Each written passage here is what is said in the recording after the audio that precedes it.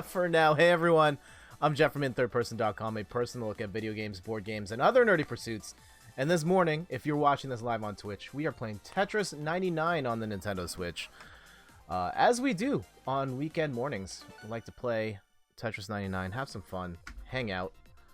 And I'm a little discombobulated. Some technical difficulties. My Stream Deck broke. And I sent it in for repairs, so I'm not going to have it for another couple of weeks. I was having an issue with a button where if you pressed any of the buttons around it, it would still trigger the button in the middle. So I went through the process of tech support. Corsair, Elgato's parent company, was very nice, and they should be taking care of that for me. So shoutouts to Corsair, Elgato. Hopefully that gets taken care of in... Hopefully it comes back and is in one piece and working again, because the Elgato Stream Deck is probably my single favorite piece of streaming tech, just because of all the things it makes so much easier with streaming. Because yeah, when you start streaming and you don't have a Stream Deck, you're just like, oh, I'm going to click all the things on the menus. I've got hotkeys that I can just use on the keyboard. But man, as soon as you start adding more stuff, different camera angles, it gets really tough to manage all that stuff, especially Boss Rush. Like, I have upwards of 60 buttons programmed to make Boss Rush work, from the B-roll clips to the GIFs to the game show stuff. And it's hard to memorize, like, oh, the letter Q is the one that triggers the clip for Mega Man X, right? It's hard. So...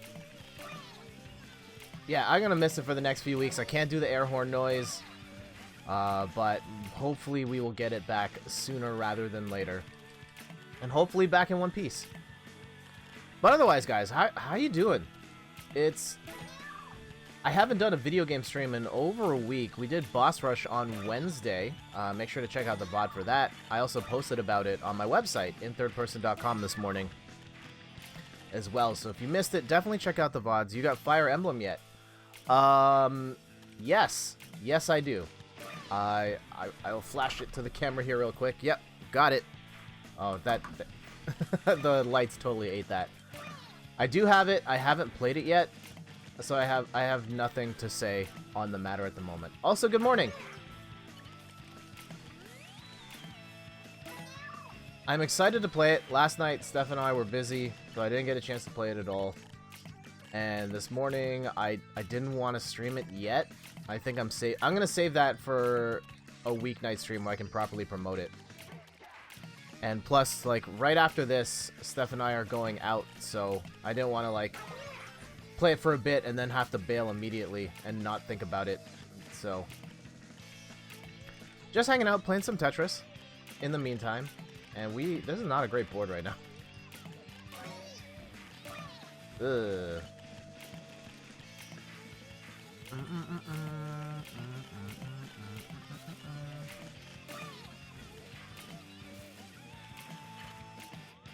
And usually I'm a little more prepared for these shows as well, and because I was not originally planning on streaming today, I have nothing written down. So I'm gonna have to go off the top of the head, off the top of the dome. Hopefully I have enough stuff to talk about for the next few hours.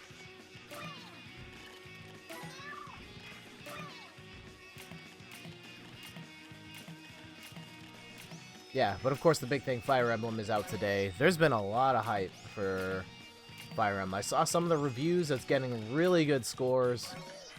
Last time I saw, the Metacritic score was at 88, which is fantastic. And it seems like people are really liking the changes that they made to the game. I think in particular the out of combat stuff people really seem to enjoy. I've heard it's very Persona-like, but I don't know what that means because I've never played a Persona game before. Well, I've played Persona Arena, and but that's not the same thing. Boom, boom. But at some point, I will get into that. We will stream that this week. Uh-oh. Oh, geez, we are toast. Oh, is this... cue the comeback? Cue the comeback? Nope. Nope. Bad run. 24. Okay, 24. Not bad. Not bad. Not the worst. While we're here, shoutouts to Okay, we'll do this in chronological order. Shoutouts to Mr. Blue Sky 0508. Thank you so much for the sub. You're a legend. Appreciate it. I wish I could run the... I don't have the program that lets me play notifications back. Unfortunately, but thank you so much for the sub. And Grumblebee Bumble, thank you so much for the follow. Truly appreciate it. Also, yeah, I'll flash my copy here real quick. Fire Emblem, 3 houses. In the house, we will stream it at some point in the near future. Probably this week. My gut says Wednesday, but I'll post the schedule on Monday. And yeah, I've been thinking about how to stream Fire Emblem. It's a weird thing because it's 3 campaigns. They're like 70 hours each. And like based on my Paper Mario experience, I know that if I commit to doing like a full playthrough, it's going to take us like a year and a half to beat this game. And I don't necessarily want to commit to that on stream at this point. Also, I want to play the game outside of the stream as well, so it's probably going to be something we stream once or twice and just like, hey, at random points, here's what's going on. I don't know if I want to start like a separate file just for the stream. I've been worried about rando spoiling. Yeah, there's that too.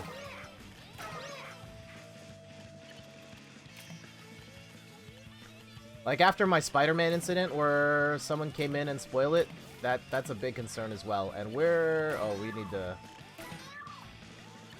take some serious measures here. There we go.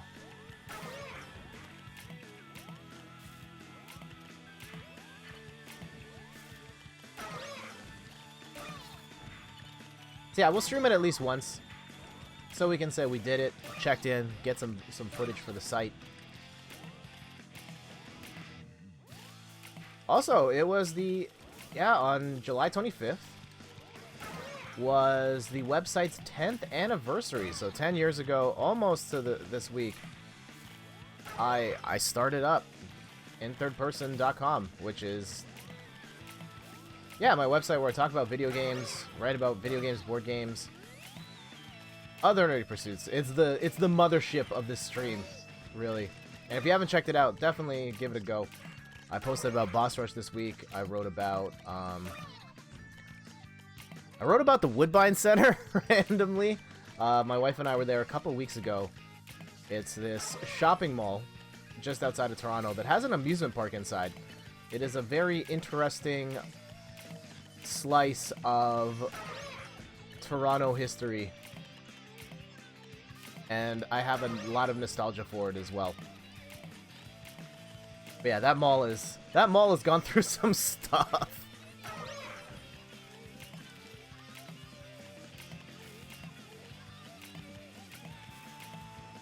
So yeah, Randy, how are you enjoying Fire Emblem so far? And like, what house did you choose? I don't know the names, I only know the colors.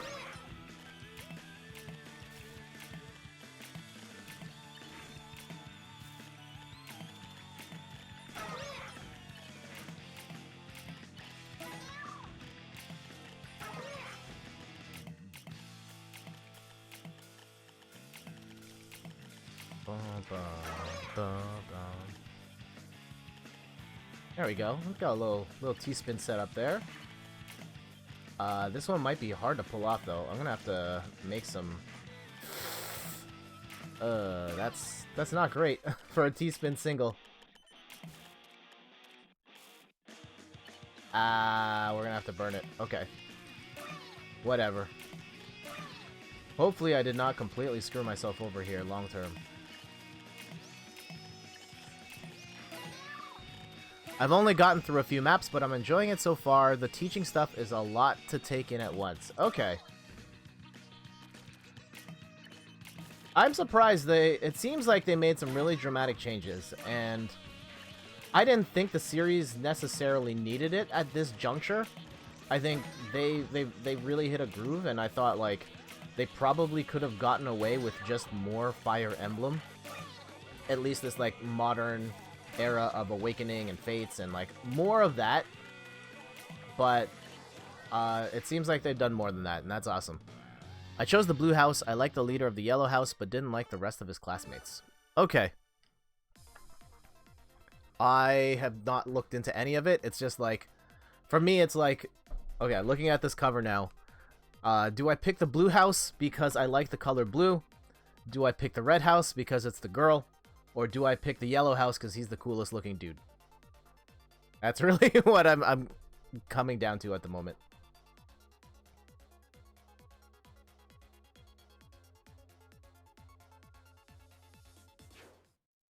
All right.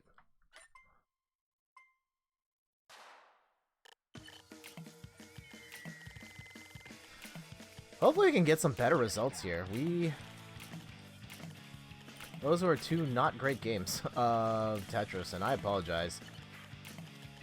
But we got time. We'll pick it up.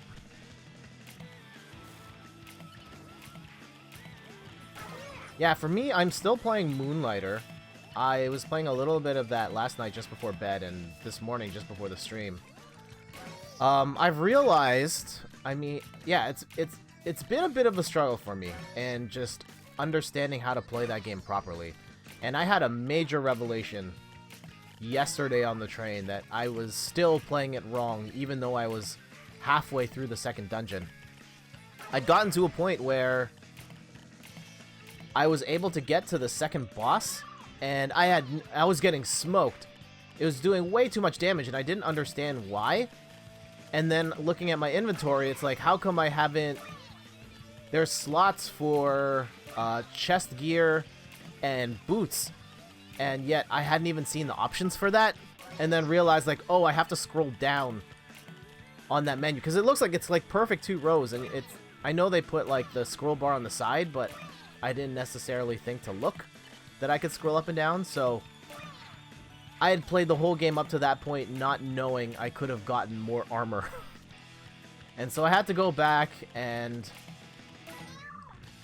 the first dungeon, get the items to build the first sets of chestware and boots, and then go back to the second dungeon, level that stuff up so that I had enough power to then go, and I just scraped by the second boss. I mentioned it during the stream because I also had that issue. Yeah, it's a little weird. And yeah, I didn't notice it during the stream.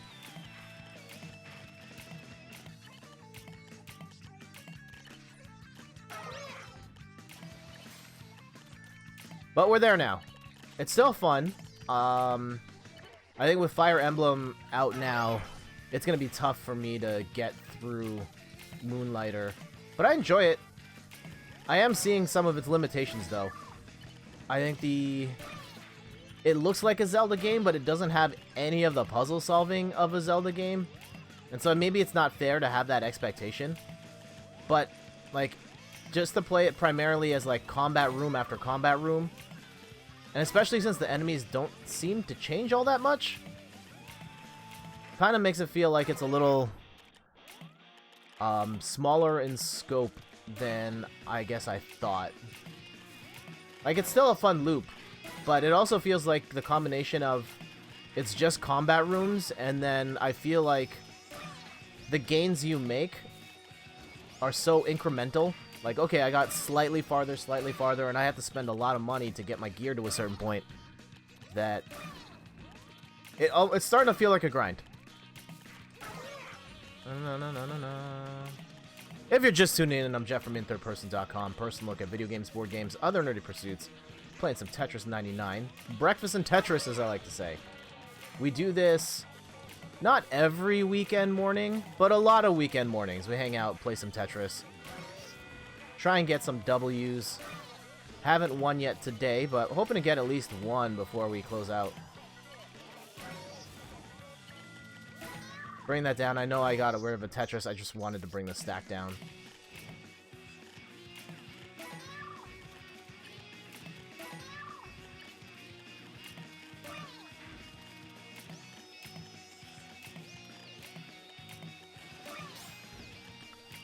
Alright, there we go. Got a badge. Only 2 KOs, though, going into, like, top 20. Not great.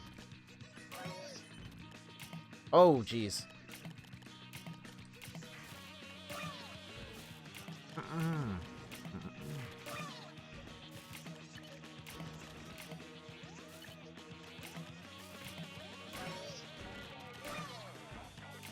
I mean, in Tetris 99 news, just shifting gears here a bit, there is a physical version of Tetris 99 coming out in September, I believe.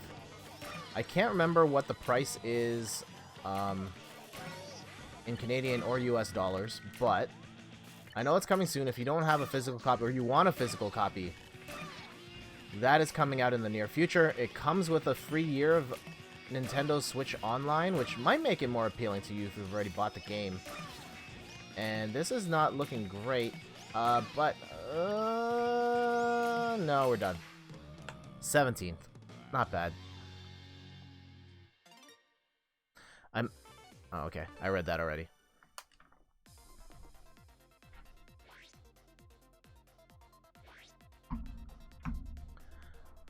Yeah, so Tetris 99 comes with the Big Block DLC and a year of Nintendo Switch Online. Maybe it's worth it for you. I bought the Big Block DLC, so I'd be double dipping in that regard, but maybe the price alone of getting the free year of Nintendo Switch Online will make it worth it for me. Also, since we're here, shout-outs to JSick06 and Extra Life TO for hosting me this morning. Thank you so much. JSick06, of course, is Jason. He's in the middle of some big revamping on his end. He's redesigned his website, downstab.com, and I know he does have plans to stream more, and I saw him working on his streaming layout.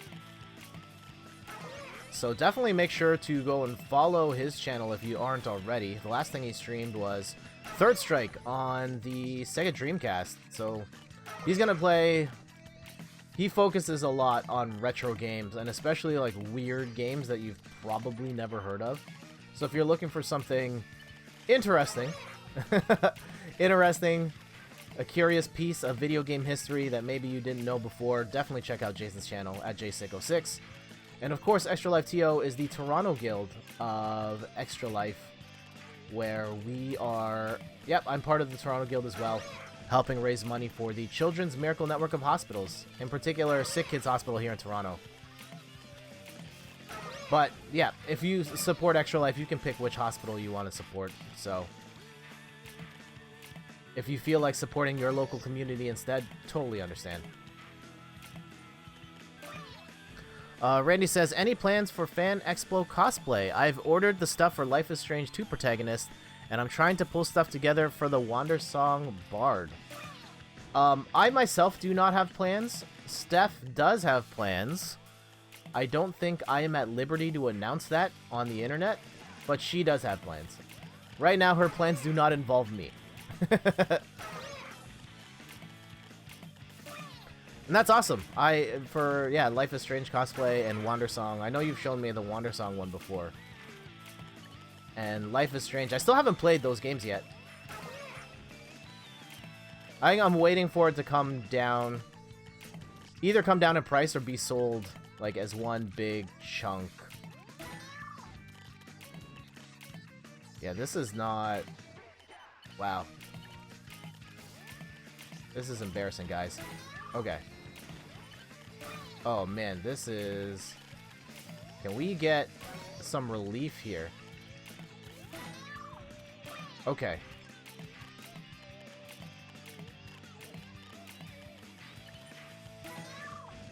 Okay. Boom, boom, boom. Alright. Progress. I didn't want to do that. Okay, we're going to throw that there for now. There. There. There.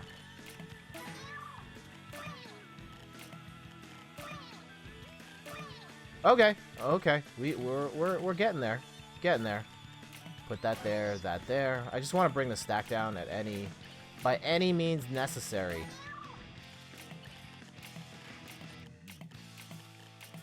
Of course I say that and now I bring the stack back up.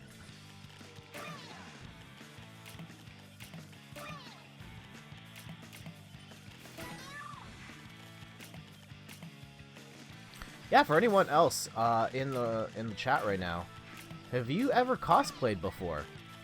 I have cosplayed a few times, mostly as a support cosplay from my wife, where she'll want to do a group thing and she needs extra bodies to fill in. I personally am not that interested in dressing up. Not necessarily the way I enjoy to express my nerdiness, but I think people do incredible stuff when they cosplay. I totally appreciate the work and effort that goes into it. And I enjoy looking at it, for sure. Love seeing like how much work goes into costumes of all sorts. Whether the super expensive custom molded, all that, or you just took a bunch of cardboard boxes and cut everything together, like, that's love. And I appreciate the hustle.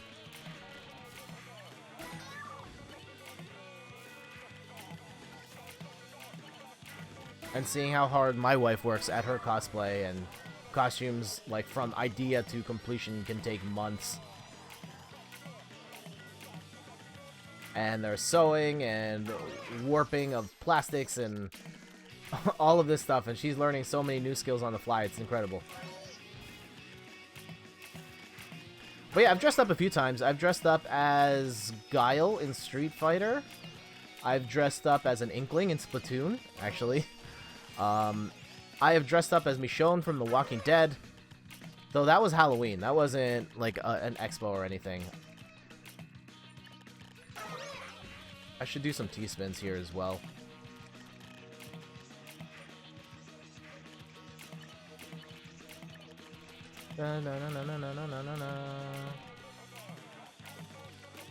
Ooh, I feel like I'm missing at least one more. Oh, I've dressed up as Springman from ARMS. Also, that was a Halloween party, but still a costume. I actually tried to get, like, we still have all the pieces for the Springman costume, and I've tried to, like, hang it up back here on this wall, and I haven't been able to make it work. Yeah, the pieces are just kind of awkwardly shaped, but maybe at some point I'll find a way to display it on stream, because I think it looked amazing. Like, Steph did an incredible job with it.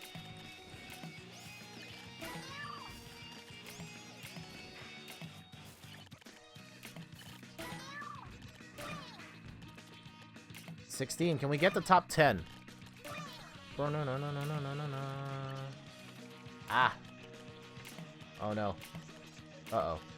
This is not a good setup right now. I don't like that I need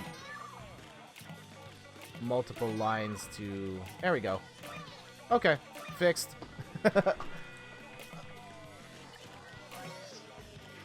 Now we're laughing.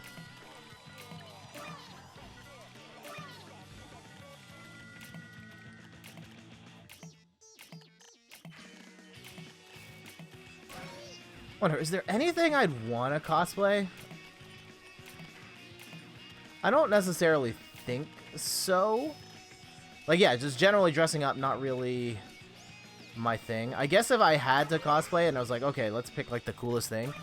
Probably something with a lot of armor. Something along the lines of, like, a Warhammer soldier or something, just because it looks so crazy. Oh, we had the T-spin set up. Alright, top 10. Let's go. Send me your power.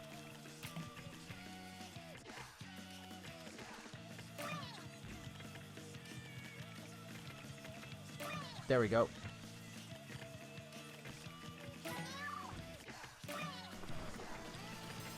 Hey, we took someone out. Okay.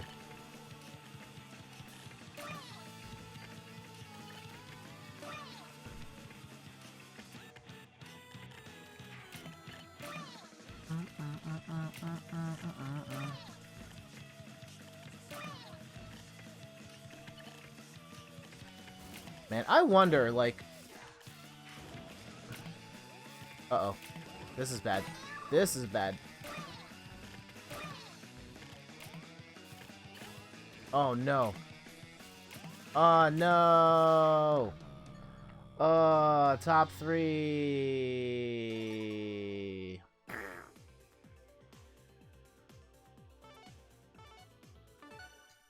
Third place. I'll take it. I'll take it.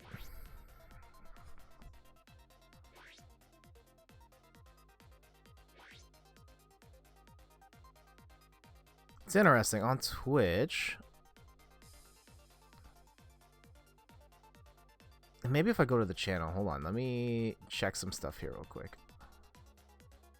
Hopefully it does not play. Oh, okay. No. Okay. Huh. Okay. We'll do that. Da-na-na-na. Yeah, this weekend actually, my wife and I are going to a couple shows. We are going to the Pin and Patch show. So Steph is really right now, well, she's really into pins, like geeky pins. Very interesting fashion statement. She's got them on her jackets and stuff. And some of the nerdy vendors she likes to shop at will be there. She bought some pins at Pretty Heroes over the weekend. And so probably going to grab a bunch more. And then on Sunday, we are going to be visiting Con Bravo in Hamilton, Ontario, Canada. And Con Bravo is another sort of convention with a focus on, like, indie creators. Like, there's a lot of YouTubers going, a lot of, yeah, YouTubers, Twitch streamers. Some of the notable ones, Wooly, best known for like his fighting game stuff, and the Super, I think it's the Super Best Friends when that show is still going. And also, the 8-Bit Drummer is going to be there. So one of my favorite Twitch streamers, the 8-Bit Drummer, twitch.tv/the8bitdrummer, is going to be there. I didn't actually realize he was going to be there till yesterday. Looking at the lineup when I was explaining it to a coworker where I was going, and that's awesome. I will try and get a picture with him or something, because I really enjoy his stream. It's dope. If you haven't watched it yet, he's got like a drum set, and as he's just playing drums to different video game and anime songs. It's pretty awesome. Da-na-na-na-na-na. Okay.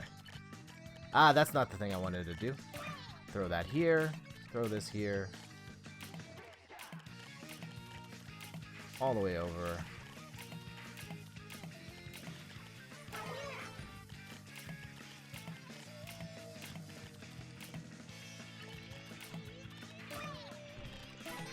But yeah, what do you guys got going on this weekend? Yeah, I'm going to a couple shows and then visiting family, the wife's side of the family, later this evening. There we go, got a KO. Bang, give me that Tetris. Maybe camping, swimming, if the weather's nice out where you are. Maybe it's the winter where you are. Uh-oh. We just gotta bring it down. Bring it in and bring it in and bringing it down.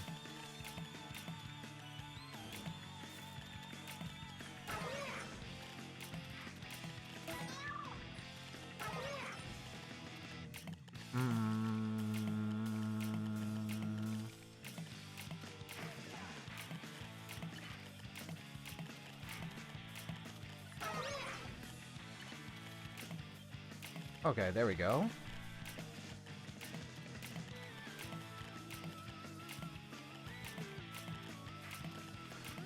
What else is happening in the world of games? In particular, Nintendo stuff. Yeah, you guys playing Fire Emblem Three Houses? Anybody that just jumping in? Jeff from inthirdperson.com, personal look at video games, board games, other nerdy pursuits. I do have Fire Emblem here, not streaming it. I will be streaming it later this week, but not today. I just wanted to hang out, play some Tetris, hopefully get some wins. Here's a Tetris question for you guys. Now that we have the Splatoon theme, and Nintendo's opened the door to themes being just about anything, like particularly like Nintendo licensed stuff, what themes do you want to see next? Do you want, I don't know, Super Mario Odyssey? A Fire Emblem theme? I don't know if Fire Emblem music would work, but then again, like, orchestral stuff not necessarily out of the question for this style of game. I would like a Dr. Mario theme. get the fever in the chip. But Dr. Mario only has 2 songs. Also, I beat Dr. Mario. Dr. Mario World on the phone. It has 200 levels right now. And I didn't realize it until I got to the end and I beat it. Like, oh, that's it? Alright, well, I can carry on with my life now, which is great. I enjoy the game a lot, but I found its microtransactions to be a little too aggressive for my liking. Just the idea of, like, all these power-ups you can buy before a level starts, power-ups you can buy just before a level ends if you want to try and beat it without having to restart, and then it's got cooldown timers on how many times you can play. And personally, I'm just not into that style of game. I would rather pay someone a chunk of money and just get full access to the thing. Though, I think a lot of people lose sight of how important, or like how the business model of a game influences how the game is designed, because that's like how a game is sold has influenced how a game is made pretty much from the beginning. When you think about coin-op games in the arcade, and those games were designed to suck quarters out of you. And so, like, you think about those beat-em-ups from the 80s, Ninja Turtles, you were dying like crazy and just kept throwing quarters in. Or NBA Jam, you'd get to play a quarter at a time, and you'd have to throw in more money to keep playing the full game. And then, like, when they translated arcade games to home consoles, like, it didn't work. Those games were way too short, and they were not designed to last for gamers who were playing these games for dozens of hours at home. And so the type of content, the amount of content you got in a video game changed at that point as well. Aw, shoot. Ah, no! Okay.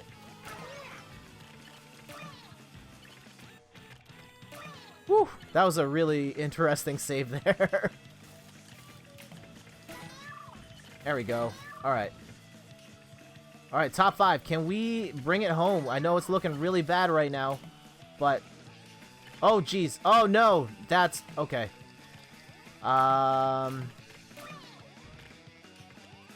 If we can hang on just a little longer... Uh-oh. Nah...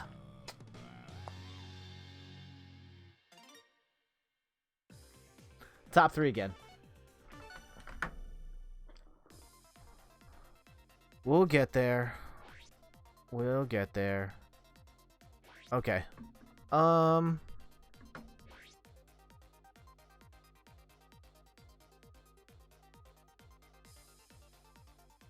wait. Ah, that's what's happened. Okay. I see what's going on. Sorry, it's some behind-the-scenes stuff right now.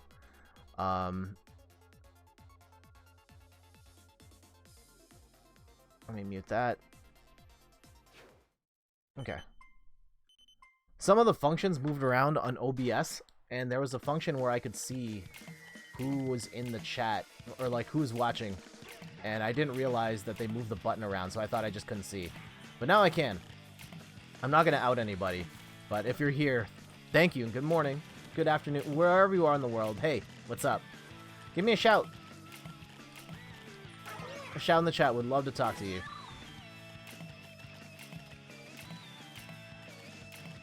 Or talk with you, I should say. About whatever you want. Video games. Talk about movies. I saw The Lion King.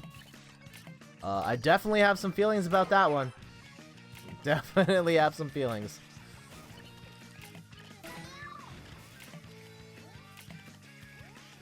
I mean, we can talk about that movie, right? Like, it's a 20-plus-year-old movie. I guess, would that be spoilers in itself of, like... Alright, we're gonna talk about The Lion King. And if you do not want spoilers for this 20-plus-year-old movie, you can mute for, like, the next 2 minutes or so. Oh, man, this is a rough go at it here.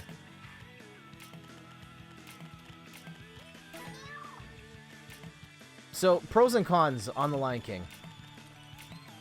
It looks incredible. the CG treatment is hyper realistic, and it 98% of the time it looks like real cats and animals just doing stuff, and it is an incredible technical achievement. Some cons. It is almost shot for shot the exact same movie, and some people may want that. I understand that, but like for me, it almost feels like, why are we doing this again? Like, it looks gorgeous in its new modern look, but I don't think that's enough to justify remaking this movie, especially if you're gonna go and redo it almost verbatim. Like, they added one song by Beyonce that doesn't really change the tone or the movie at all, and there's some like super minor plot details that are almost like, why would you even bother to change that?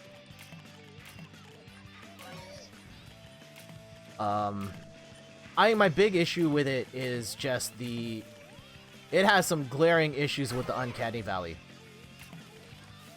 When you watch the movie, like, it's hyper realistic, but then it also features cats speaking like humans with cat anatomy, so the mouths don't move right, and they don't move as you would expect, and so like it doesn't fit when you watch it.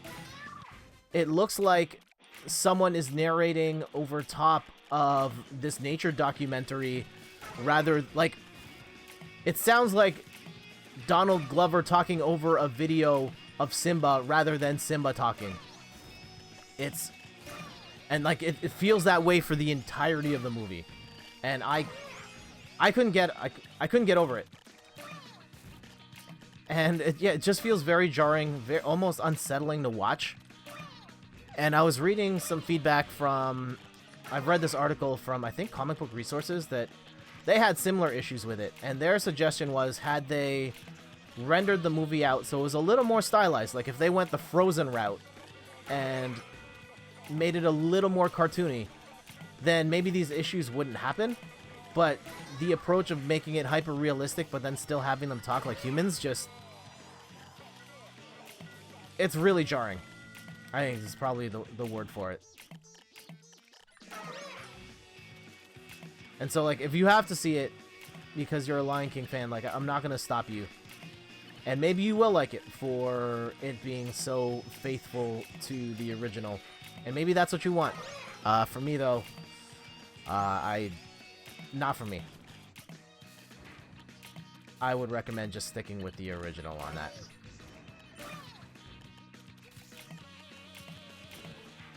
Then, alright, end of Lion King talk. Go refocus on Tetris here. I've dug myself into a bit of a hole here, and starting to run out of options in terms of pieces I can play. There we go. Okay. Bring it down. Down.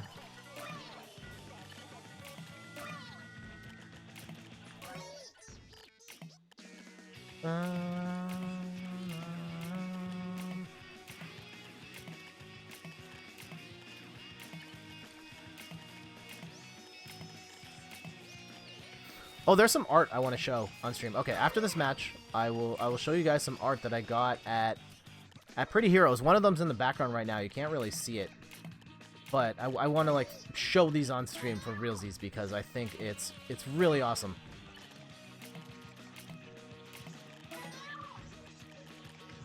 So what time is it now? 9:40? Okay, we got time.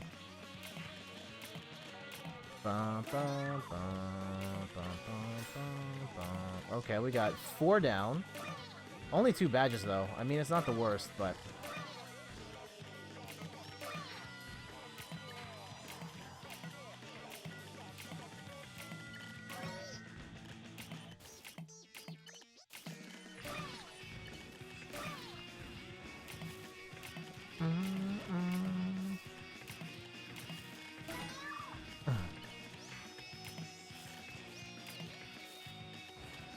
okay. We'll take it. We'll take it. Yeah, what other movies have I seen besides that? Steph was watching this really trashy Netflix movie last night called Secret Obsession. And here we go. Here's the topic. Netflix makes some really interesting choices with their original content. And like some of it is super high quality, Stranger Things level acting, Stranger Things level production, very hard-hitting dramas, your Orange is the New Black and House of Cards and stuff like that. But like some of it, a lot of it is not. And I noticed this for the first time with their Christmas movie selection when Steph was watching that stuff of just like, man, these are not very well acted. These are incredibly cheesy. And like for a company that's made like these really stellar pieces of film, like what are we doing here making garbage like Secret Obsession and some of these really cheesy Christmas movies? They made a ton of Christmas movies last year.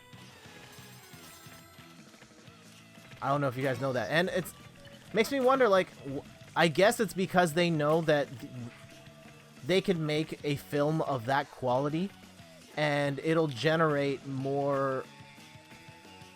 It'll be like a net profit for them to only have to go that far. And it's interesting, like, how do you say, like, this is not the greatest, but it's good enough to spend, I don't know, a couple $1 million to produce. And, like, to have the product still be, like, that mediocre, but still be like, okay, this is still going to help us achieve our business goals. I don't know. I would love to hear the story behind how they kind of greenlight that type of stuff. Or like stuff like Sharknado, even. I guess Sharknado ended up being like a big cult hit, but I've heard the company that makes Sharknado has made dozens of movies and they've made money on every single one. And they're all like sort of that cheesy, low budget tier film. And they get greenlit every time, but they always make money. Despite like like, clearly it's not a high-budget, well-acted thing, but it's still good enough to make... I don't know.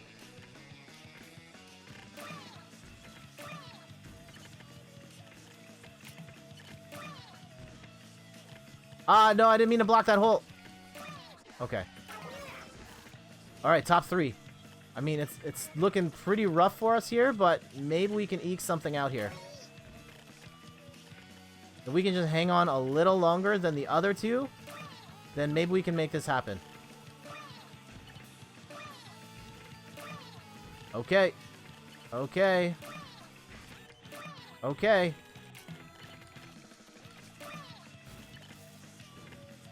Oh, that's not what I wanted.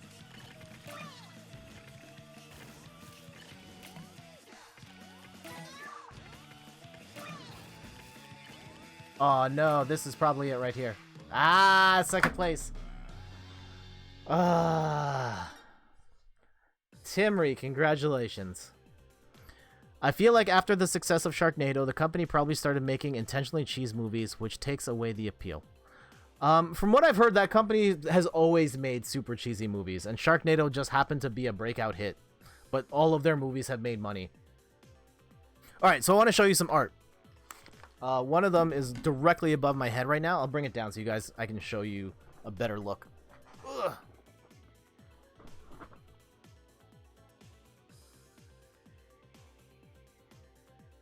So yeah, I got this piece from Nathan Salmon, who's actually also going to be at Con Bravo this weekend. So yeah, this is an original spray paint art. Go to my Instagram at @inthirdperson to see him paint this. I did a time-lapse video of him painting this, and it looks nuts.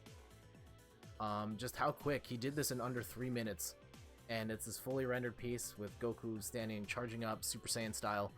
So cool. All right, let me get the other one.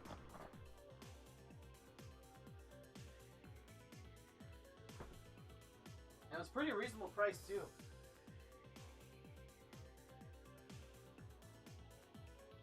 Like $25 for one, and 40 bucks for 2. And so here's the second one. This is, I mean, clearly you can see the Teenage Mutant Ninja Turtles.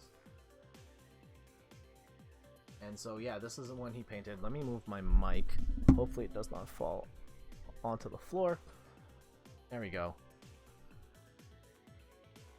So yeah, we got the turtles in the front on mountains. There's a bridge. I know the gameplay is blocking as well. But yeah, really dope piece. Another one he made in like 3 minutes for me. Thank you so much. Definitely check him out at Con Bravo or any other Canadian, maybe US shows. He does these. They're like 25 Canadian for 1, 40 for 2. I think it's totally worth it. So yeah, there's one last look.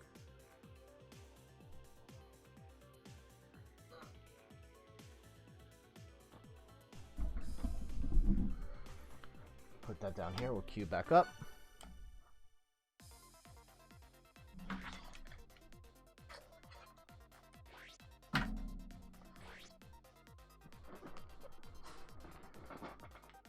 Speaking of conventions, at Fan Expo here in Toronto, it was announced that John Travolta is showing up. Very surprised guest. He's there promoting his new movie, The Fanatic. I think it's directed by Fred Durst. So I don't know how Fred Durst gets John Travolta on a movie, but shout out to him, and very interesting choice of guests for a Comic-Con. His photos, I think, after taxes are like 170 bucks. Steph is debating it.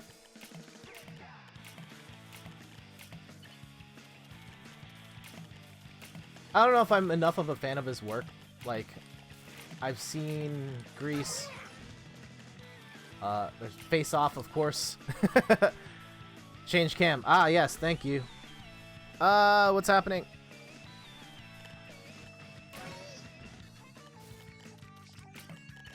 Yeah, thank you. Yeah, I don't have a stream deck right now. I'm not gonna have one for another few weeks, so streaming without it has been weird. There we go, get that T-spin.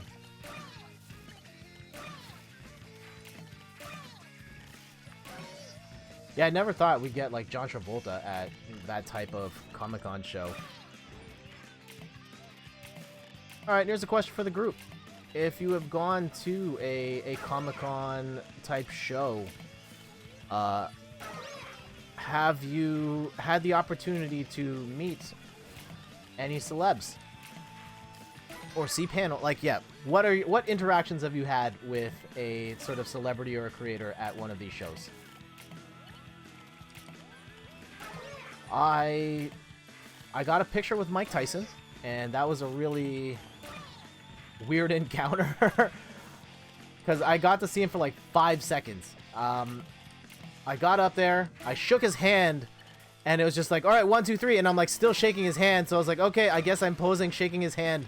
And then that was it. I shook his hand and then left.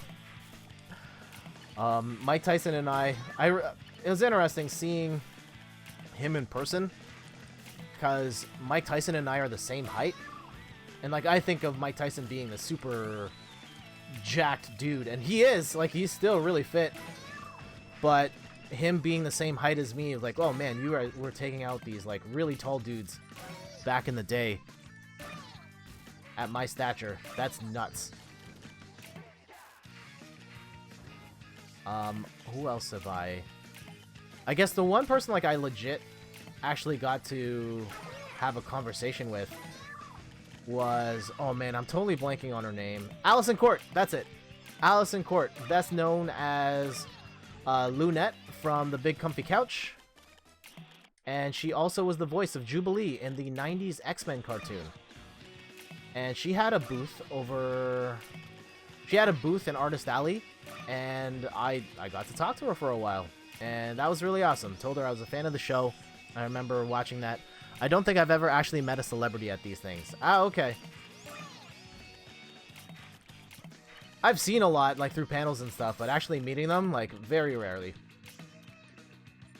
She also voiced Claire Redfield in Resident Evil until a few years ago. Yep.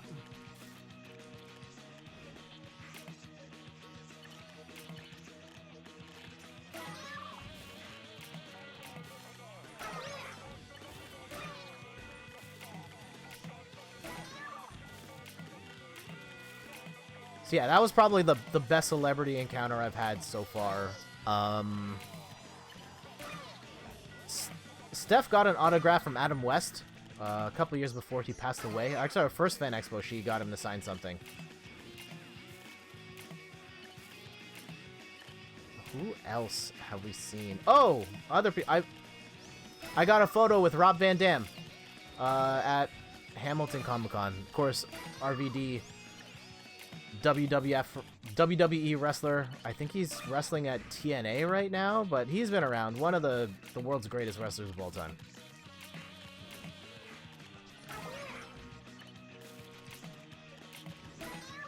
And so that was pretty awesome. And I think Randy, you were there with me for that. We were at Hamilton for that. I don't think I'm going to Hamilton Comic-Con this year. Looking at the guest list, it's not where I'd want it to be. Yeah, you took that photo. There you go.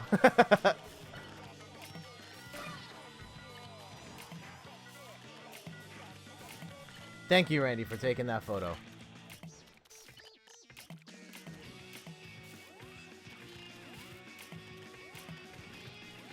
Oh, come on, get...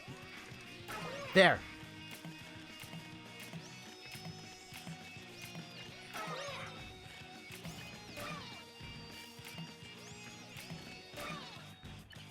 Ah. Oh, no. This is falling apart real fast for us. I mean, it's not the end yet, but... Ooh. Accidental T-spin doubles. Yes. I'll take it.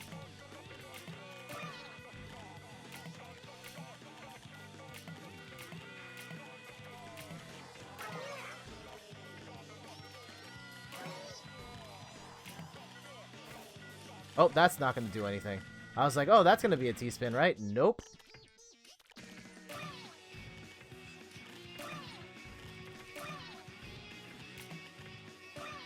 Are there any celebrities you'd want to see at one of these shows, or just a celebrity you would love to meet someday? Across any discipline. A YouTuber, a streamer, a musician. A pro athlete.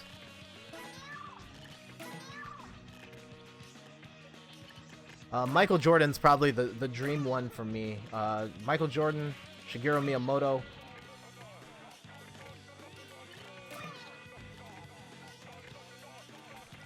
In music, I think I would geek out really hard if I got to meet like Timbaland, who is one of my all-time favorite hip-hop music producers.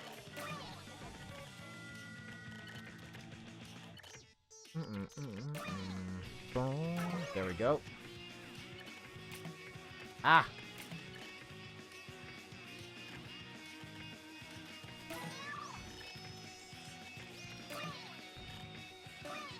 Yeah, in recent years, who have I seen at these shows? I know I've seen, like, multiple Walking Dead panels.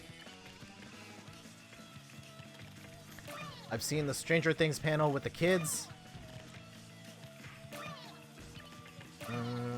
I've seen William Shatner, Adam West, David Hasselhoff I've been to a panel for. Voice actors in Overwatch. Cast of The Walking Dead.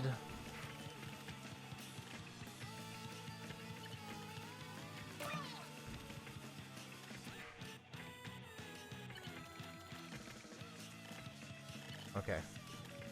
Top 5, let's go. I don't ever know what I'd say to famous people, so I never try to talk to them. I hear you.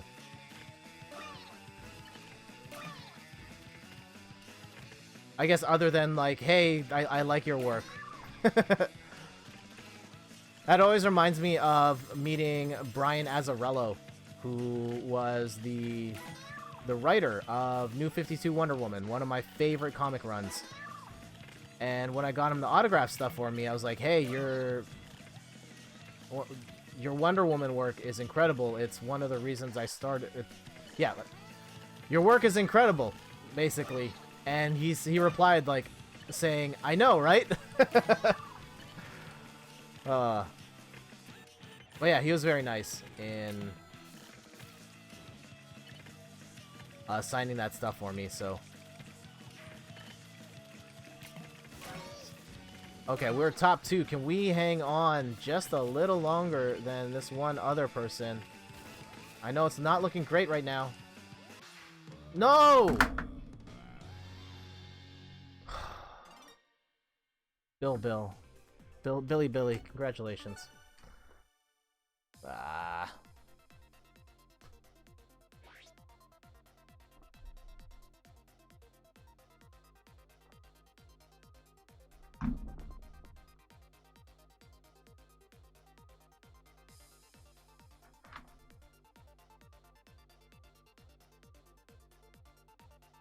Oh well.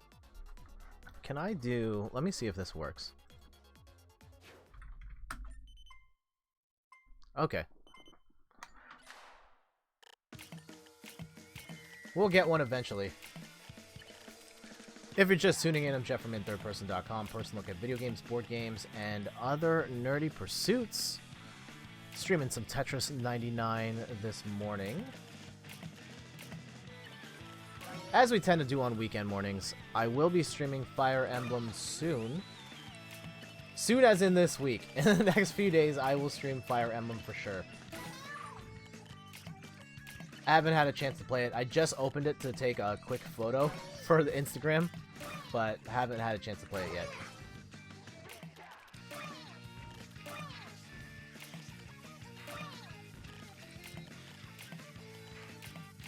Oh no, that's not what I wanted. Okay, we'll clean that up.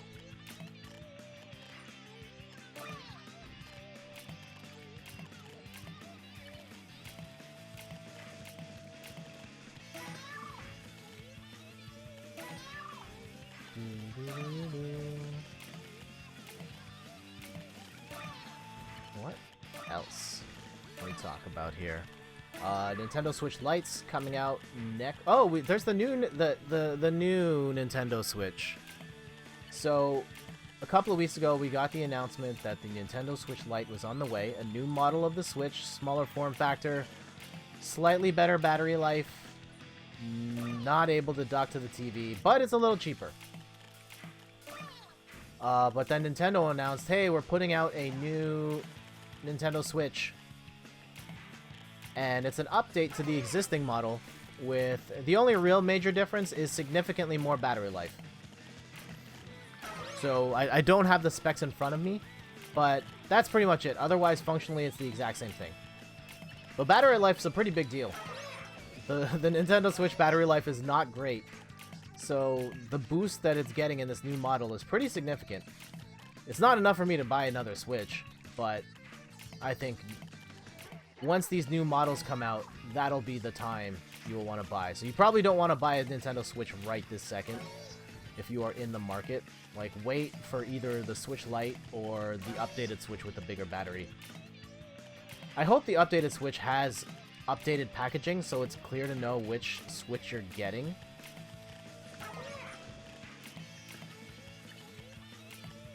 I mean, it's common for hardware manufacturers to make minor updates to their systems and not announce that type of stuff because it's just minor stuff that won't impact performance anyway.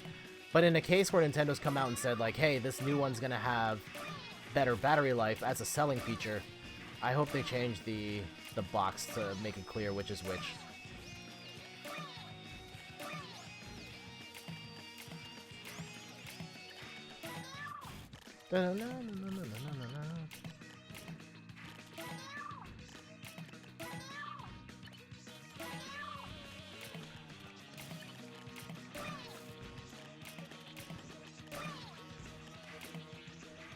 Also, Splatoon just ended its run.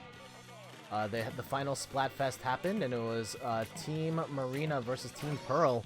And Team Pearl won 3-0. What's up with that? I thought everybody loved Marina, and I thought this was going to be a clean sweep going the other way. But no, apparently not. Had I played, I would have played for Marina. But I kind of fell off the Splatoon wagon a while ago. Not to say that it's a bad game, because I think both Splatoon games are amazing. I just have had other things to play.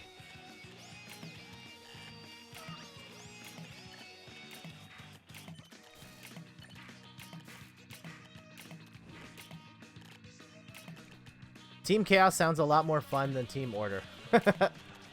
That's fair. And so we'll see how that impacts the next Splatoon game, Splatoon 3, which Nintendo says is currently not in development. I don't know how true that is. Question for the group. Do you think we get a Splatoon 3 on Nintendo Switch? It came out, Splatoon 2 came out pretty early in the console's lifespan. They probably have time to squeeze out another one on this hardware. And they've already set the precedent that they're willing to do it, like squeeze out more than one iteration of a franchise on this platform, because we've got the next Breath of the Wild or next Zelda game on the way. It'd be cool if we can get a Mario Galaxy or Mario Odyssey 2 while we're at it. While they're at it.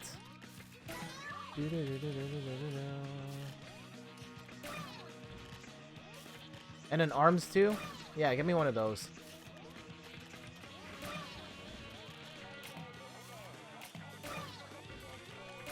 Oh man, this is not looking good. I see my light flashing before my eyes. Okay. Here we go. Cue the comeback. Yeah, we're getting slammed. Whoever this is, you're not very nice.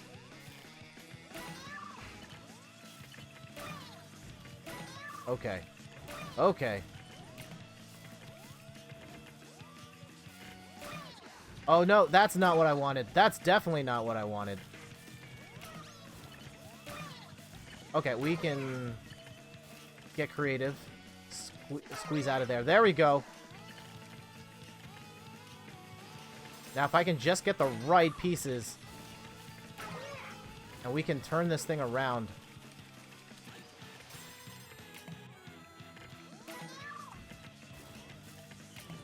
Oh no! Oh, come on. Ugh. We're like so close. We've been top 5 like almost every game here.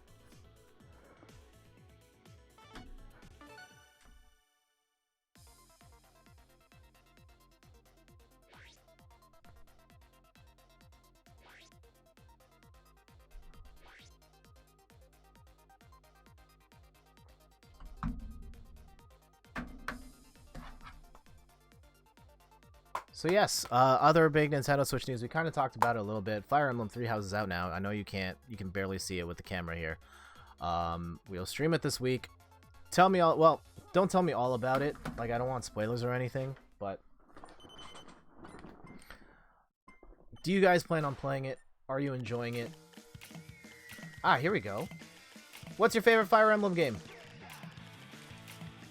Ah.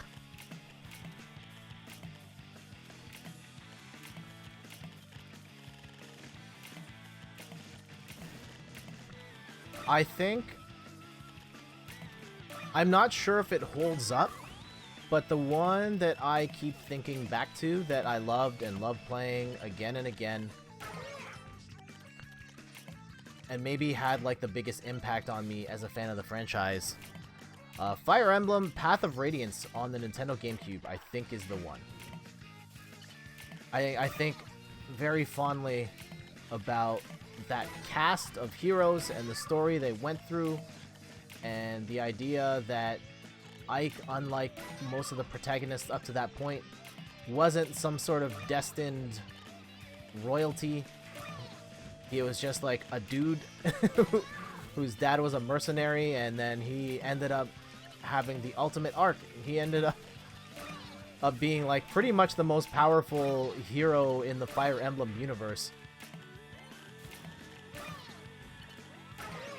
And then, yeah, he had some amazing teammates, and that game was a lot of fun.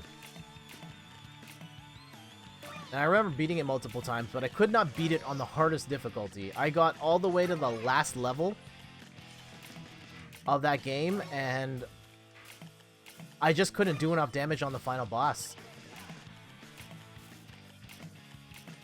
And so that's something that stuck with me, of like not having been able to like fully complete it, though I tried. One of the few games where I tried to do everything. He's also pretty broken if you power him left enough. Like, not just in the story, but mechanically, he's one of the most OP units in the entire series.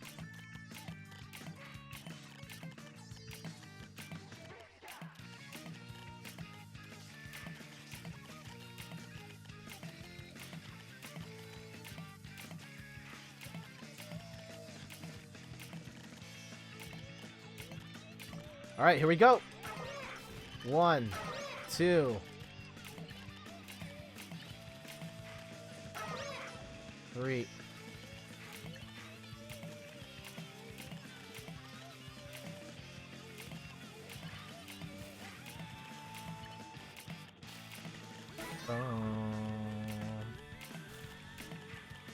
Otherwise, I really like the 3DS games. Not the biggest fan of the 3DS as a console as a whole, but I think the franchise really hit its stride on 3DS. Awakening and Fates are both fantastic entries in the Fire Emblem series, and on the 3DS is where Fire Emblem really found its footing, became a financial hit for Nintendo, and where it became a multi-million seller for Nintendo. And I never thought we would see that. Like, I remember playing those games on the GBA thinking, oh my god, this is incredible, and no one's heard of this series, no one's playing it. And I was okay with that. Like, I thought, okay, well, it's just gonna be me and 4 other random people on the internet that enjoy these games. And now they've grown to be a phenomenon in their own right. And even Fire Emblem Heroes has done incredibly well on mobile. I haven't played that game lately, but I really enjoyed it. I enjoyed the distillation of the Fire Emblem gameplay on mobile. The gacha stuff's a little too much for me, though. And keeping up, and the power creep was a little too much for me, and never being able to get, like, 5-star characters and all that. Like, no, I didn't want to go through that rat race.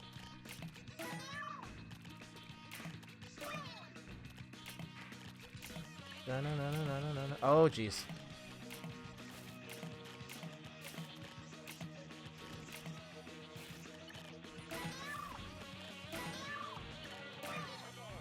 How about you guys? Oh, here we go. Not counting 3 houses. Path of Radiance is still my fave. Okay, so we're on the same page on that. Yeah, it was such a great game. The only thing I would knock it for is graphically, even at the time, it kind of wasn't that great. And I would say that Fire Emblem games have kind of always had mediocre to kind of ugly art styles. Depending on if it was 2D art or 3D renders. I think some of their 3D render stuff on the GameCube and the Wii are some of the ugliest graphics. But the games are so amazingly well done.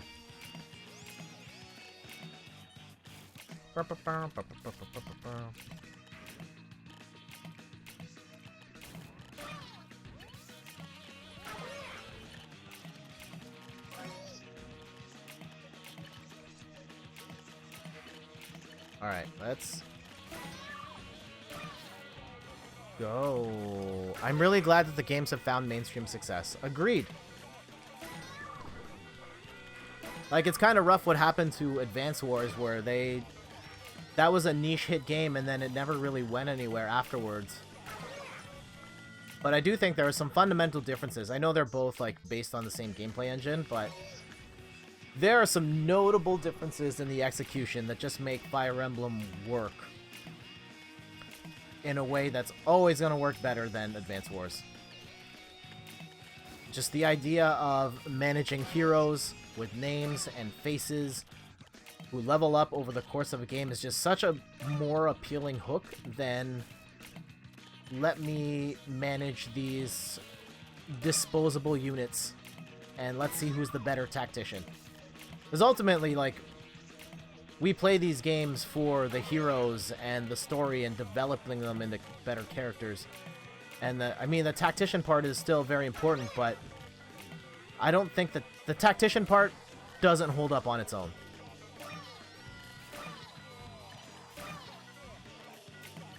But when paired with the heroes and the RPG elements, it's killer. You could make infinite Fire Emblem games and riff on it forever, because you're always going to have different characters and with different stories. And Advance Wars just kind of got stuck. They did a couple of them, and then There was nowhere else for them to go, really.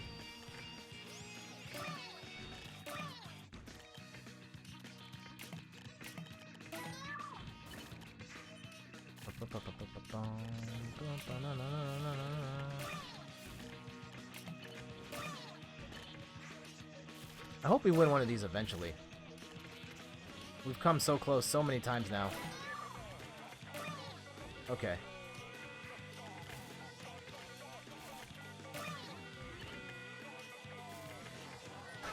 Oh, we're almost top 10, though. Let's go.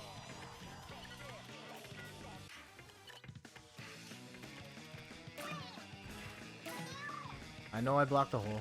We'll fix that. That's fine.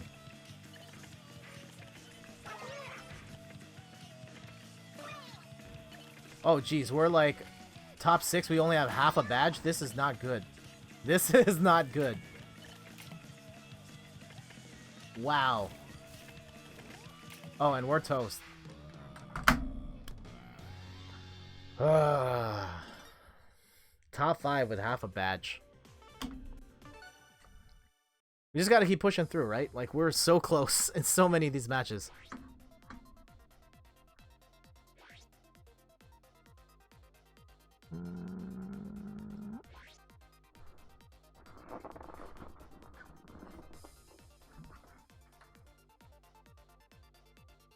Yeah, I never thought I'd see the day when Fire Emblem was considered a massive release for Nintendo, and I love it.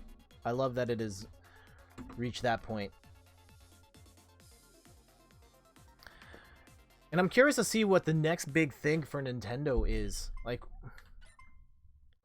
I don't think we've seen it this generation. Like, their only original IP has been ARMS, and ARMS sold really well, but I don't think it... I don't know. Was ARMS their big thing?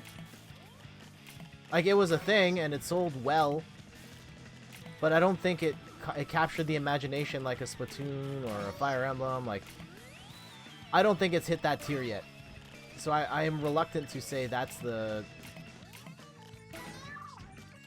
big new thing for Nintendo this gen. But I wonder what it's gonna be. With them, you never know. Like, I never thought we would see them make, like, a team-based arena shooter. And here we are.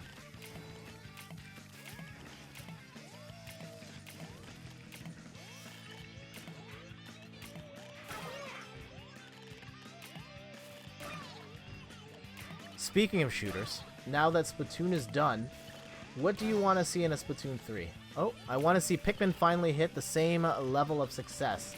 There we go. I would love to see that too. Yeah, I think ARMS has probably ascended to like Pikmin level of success. And maybe not even... ARMS might not even be that high. I think more people probably like Pikmin than ARMS. But yeah, Pikmin is... Oh, if you guys have not played Pikmin, that is such a phenomenal... I've only played Pikmin 3, but I love that game so much, and it makes me want to play those first Pikmin games more. If a Switch collection drops of those, instant pickup. But I'm curious though, I don't know how you sell that. Like, it's such an odd... Pikmin is such an odd thing.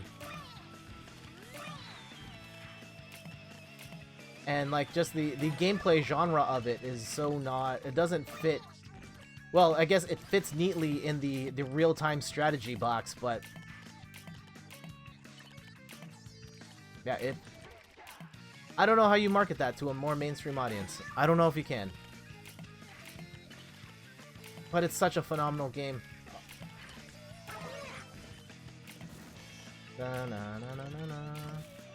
Okay, we're gonna have to make some sacrifices here.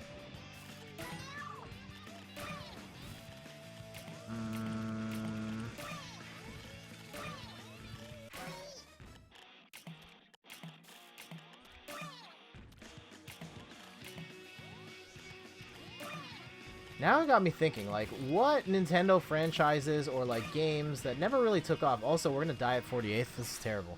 Throw this game in the garbage. What Nintendo franchise or games never really took off? And what deserves another look? Yeah, Advance Wars for sure. I think there's probably lessons to be learned.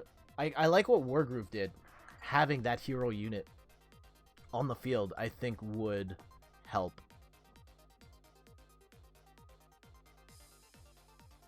Elite Beat Agents of Wendon. Yep, that's yours. Definitely yours.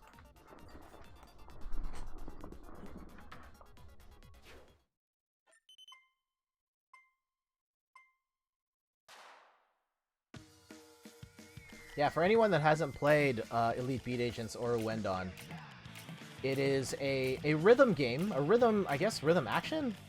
It's a rhythm game where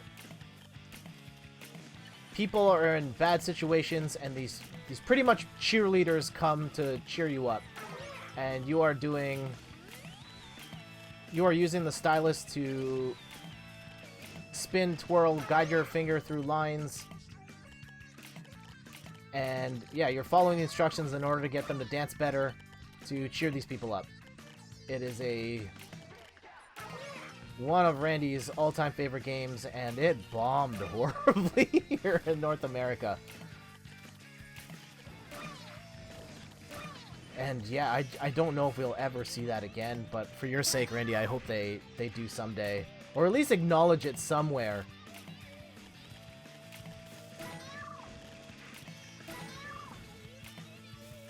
I don't know if people are clamoring for, like, more Electroplankton or Wii Music. Do we need to take another stab at that? Probably not. Oh man, that's not what I wanted.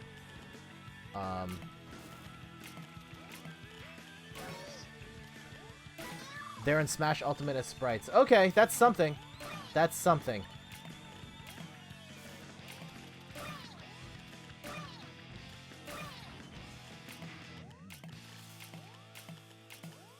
But yeah, I guess I should just go through Smash Ultimate and just look at all the sprites. And then be like, oh yeah, these guys were a thing. Why don't we bring them back?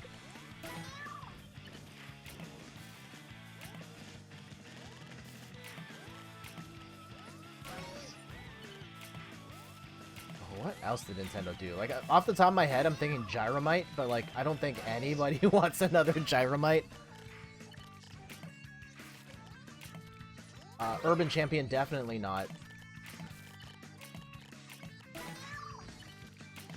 I think the world is probably fine without a Duck Hunt.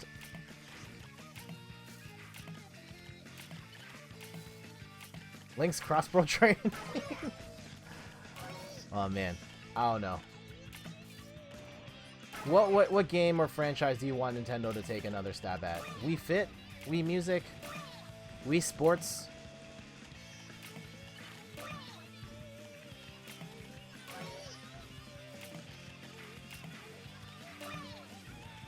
I wonder if Nintendo, like, thinking about Wii Sports, shout out to Chris and Rachel over at Double Jump. It was Rachel wrote a post about Wii Sports this week, and got me thinking about that game, and how, one, it's really easy to make fun of. The waggle controls did not, I guess, they was built to be like the most realistic thing, and it really wasn't. But that is one of the most important games in the history of video games. One of the biggest, one of the best-selling, maybe one of the most killer of killer apps. Like, people bought that system, tens of millions of people bought that system just to play Wii Bowling. And I think it opened the door for motion control gaming and kind of a new world of thinking about video games and casual games and widening the audience of people who play games. Yeah, that game really was a revolution, and probably the most revolutionary game of that era. And maybe even if you include this era, like, I don't know if anything was as much of a game changer as Wii Sports. And say all that you want about boxing being horrible, which it was, and tennis being a waggle fest, which it was. Those games sold incredibly well. I know it's pack-in. Those still count as game sales. It inspired so many people to buy Wii. And so many people to play video games that wouldn't have played video games otherwise.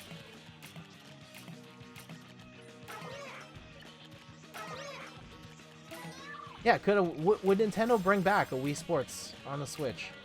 Would they call it Switch Sports? Or do you just port Wii Sports to the Switch and you've got the motion controls, just charge a few bucks? Or just charge like separate, like give me Switch Bowling as a separate thing. I would buy that. Wii Sports would be an interesting game to stream. Like, it would probably completely fall apart in my gaming setup with the way that the lights and everything are set up, but getting that waggle action on stream could be fun.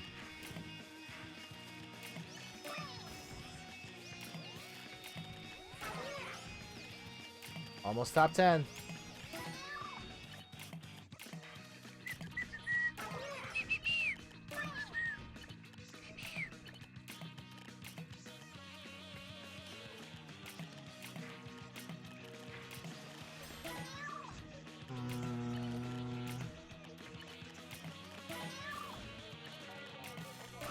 There we go.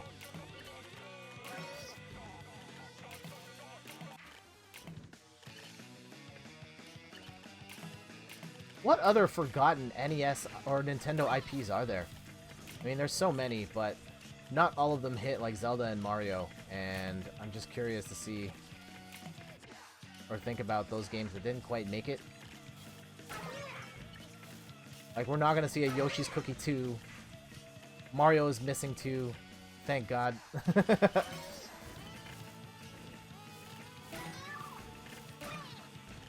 Track and field. Hey, Mulligoon! Welcome back. Yeah, track and field's an interesting one. Randy and I played that at the arcade a couple of months ago. At Tilt. They have a track and field machine, and that game is weird. Like, it is the ultimate button masher, but it's still really fun.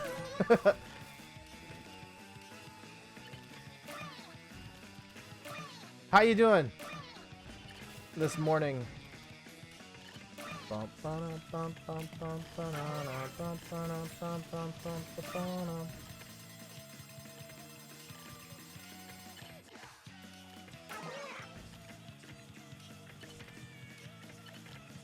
Hey, we did it! Woo! First place.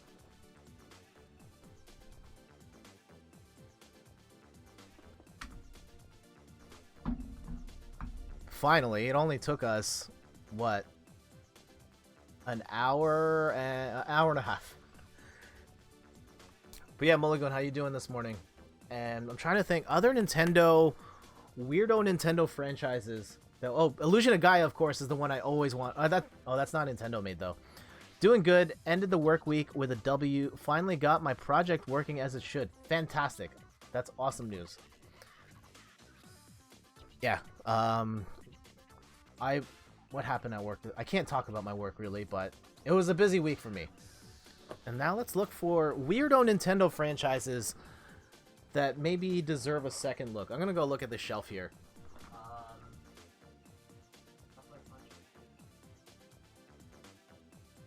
Oh, okay, here we go. These are not Nintendo games. Like, not made by Nintendo, but I think they definitely deserve another look.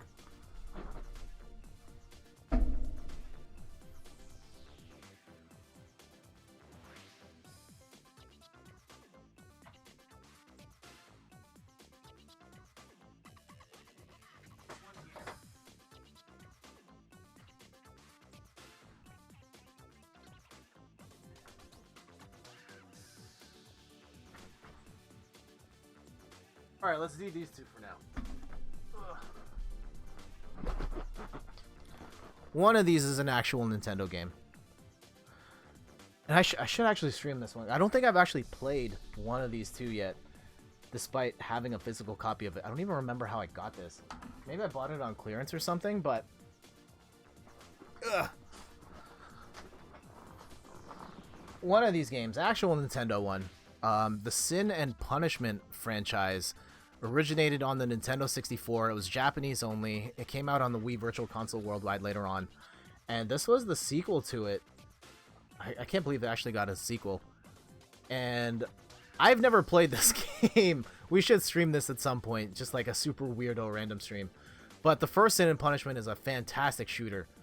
and I wish this would come back in some shape or form. And this is not a Nintendo game, but it was only released on the Nintendo Wii, I believe. I don't know if I still have the first one, but this is the sequel.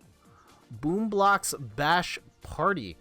And so imagine a game about Jenga-like blocks, and you are throwing baseballs at them and knocking the blocks down, and you get points for each block you make hit the floor. And it is such a good series. There's two of them.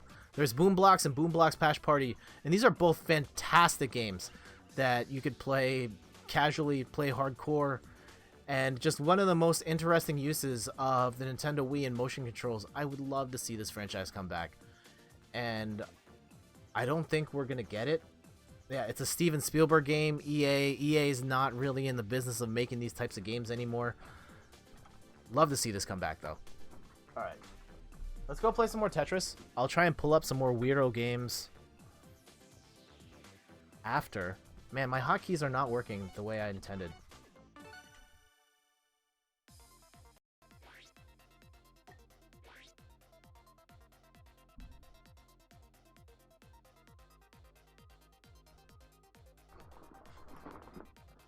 Any other suggestions, like weird or like not top tier Nintendo franchises you'd like to see make a return?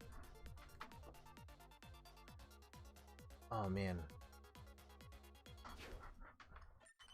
Does the world need another Mario Paint? Probably not a Mario Paint. I think we're well past that.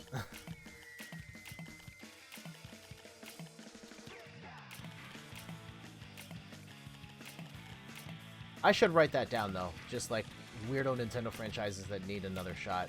Pikmin and Advance Wars might actually be too high, though. Like, too high profile. But Advance Wars for sure.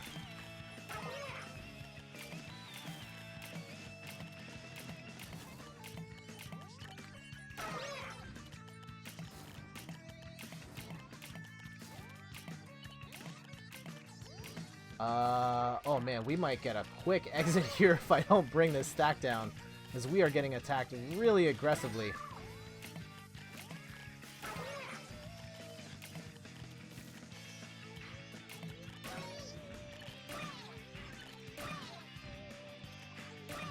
Mulligan, you got anything cool going on this weekend? You playing anything fun this weekend, perhaps? Maybe Fire Emblem 3 Houses? I saw Lethal League is... Yeah, Lethal League's out on the Switch, but I heard there's some issues with the Switch version where it doesn't have ranked matches because of the way Nintendo Switch Online's built, and that sucks. That's unfortunate. I hope they can resolve it, but it sounds like a fundamental issue with the way that Nintendo Switch Online is built that's preventing Lethal League from having ranked play. I don't know.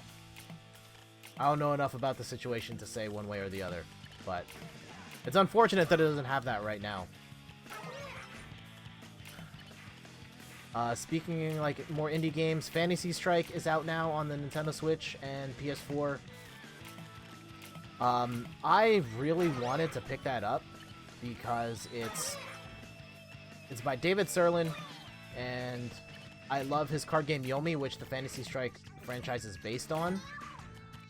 But it's a little expensive for my blood. It's like 40 bucks Canadian, 30 bucks US.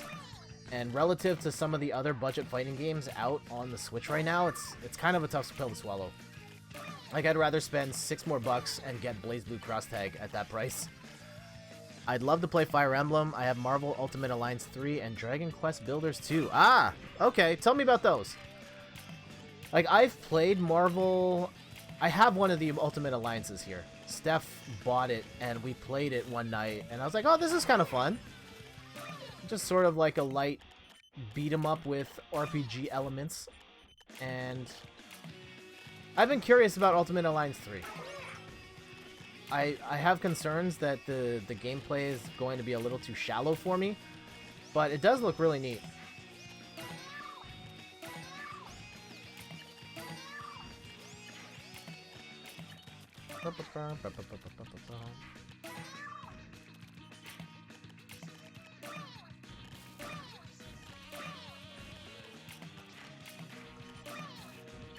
I'm curious to see how well Marvel Ultimate Alliance is going to sell. I think those first few games did okay, but the fact that it's Nintendo Switch exclusive might be a bonus. It might be a con.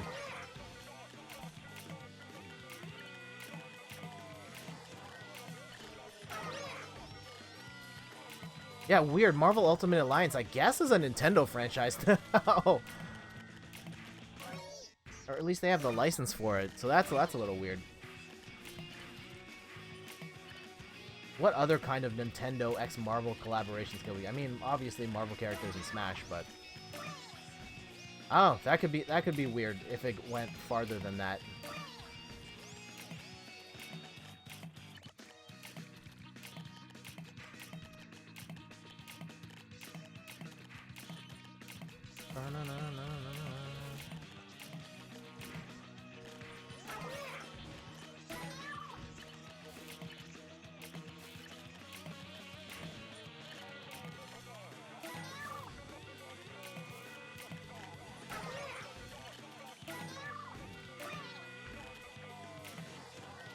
And yeah, Dragon Quest Builders, I've heard...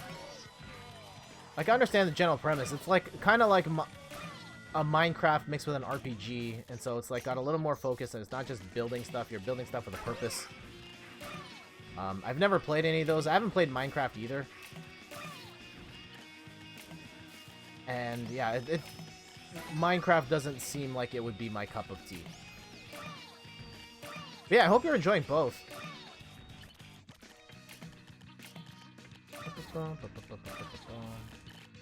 Okay. Almost top 10 again.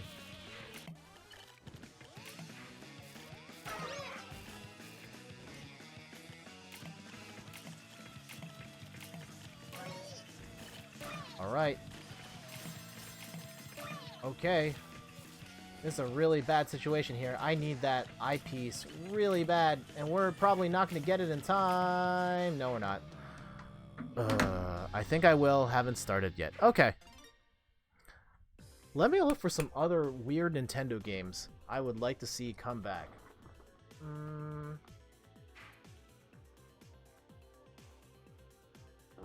Okay. Gonna run to the shelf real quick. 2 seconds. Not even gonna throw the BRB straight now. We should be that fast.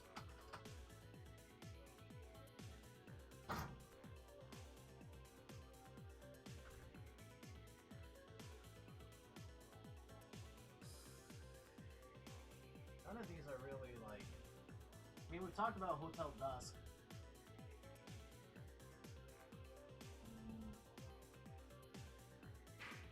Here we go. This is a good one.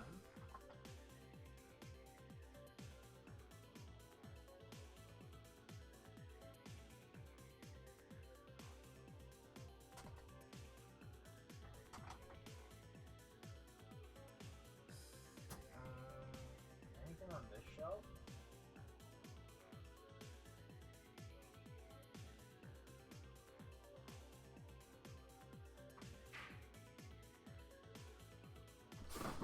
Hey, Mr. Blue Sky, welcome back. Also, thank you so much for the sub. I truly appreciate it. You're a legend. Thank you, thank you, thank you. Yeah, things are going well. We're playing some Tetris. We got a win, just one. But we're talking about, like, because we're celebrating. I know, like, we're not playing Fire Emblem right now, but we're talking about it a lot on stream, and talking about some sort of B-tier Nintendo games that we would like to see get another shot at success. Like Nintendo or Fire Emblem was out for decades before it really hit on the 3DS, and just kind of discussing like some other sort of like B-tier Nintendo games that we'd like to see get another shot at fame. And so here's a couple. And this one, like, for sure I need to see come back in some shape or form, and it probably will. Puzzle League, Planet Puzzle League, or Tetris Attack, or Pokemon Puzzle League. I don't care how you package it. Make this happen, Nintendo. This is unfortunately the box is really white and it gets eaten up by the lights really badly. Incredible puzzle game. I would love to see Planet Puzzle League 99. Like, make that happen, Nintendo. Please, please, please. It's like one of the original Match 3 puzzle games, and it's so well done, and it's incredibly fast, frenetic, and the combo system in it is just amazing.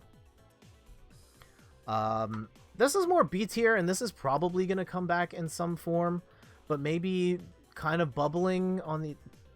I don't know if this is ever going to become a big Nintendo franchise, but how about Rhythm Heaven?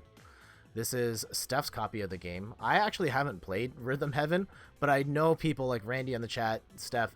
There are people who love this franchise, but it is very niche, and I wonder if Rhythm Heaven has what it takes to somehow make that next step and become a bigger Nintendo hit than it is, or has been in the past. And one more. This one bombed really hard, and I don't necessarily know if I want to see this come back. Codename Steam, which is sort of like sort of Fire Emblem-ish. You are managing heroes, but it's like a 3D third-person turn-based strategy game. It's almost like Nintendo's take on Valkyria Chronicles is really the closest thing I could say. So almost Fire Emblem-ish, definitely more Valkyria Chronicles in terms of like fighting with guns, and almost like imagine a 3D SteamWorld heist as well. And I don't know. I think there was probably a way to do this. I don't remember exactly why I didn't like this one, but I remember not liking this as much as I should have. I bought this on clearance for like $10. Anyway, back at it. Yeah, Mr. Blue Sky, how you doing? I'm sorry if I did not answer you in time. Oh, there you go. Personally, I'd love for Super Mario Strikers to come back to have a nice arcade-style soccer game. I don't know if it's B tier, but there hasn't been one in a while, I think. I'd say it's B tier. Of the Nintendo sports games, I think like your top tier game now is Mario Tennis. That sold over 2 million copies on the Switch. So that's definitely escalated itself to the top. And then I think you can make a case that Mario Golf is also a top tier Nintendo franchise. But Mario Strikers, yeah, we haven't seen that in a long time, and that was kind of niche as well when those hit, so good pick. Good pick. I have played Mario Strikers for a total of 10 seconds. Last year when I bought my Nintendo 64, the place that sold my Nintendo 64 had a copy of Mario Strikers on the GameCube. It was in really bad shape. The disc was scratched pretty bad. The case is disgusting. It suffered a lot of water damage, but they were selling it for $5. And so I was like, if it works, then I've got Mario Strikers out of it, and that's great. And the game works. Like, I tested it just to see if it worked, and it did. And so I've got to play that at some point.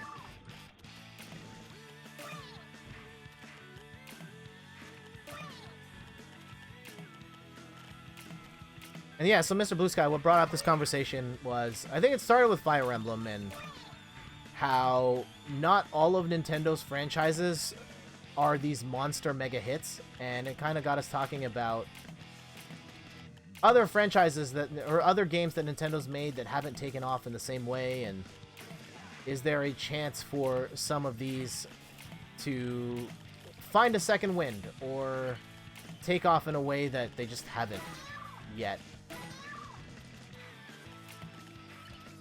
Mario Strikers would be neat.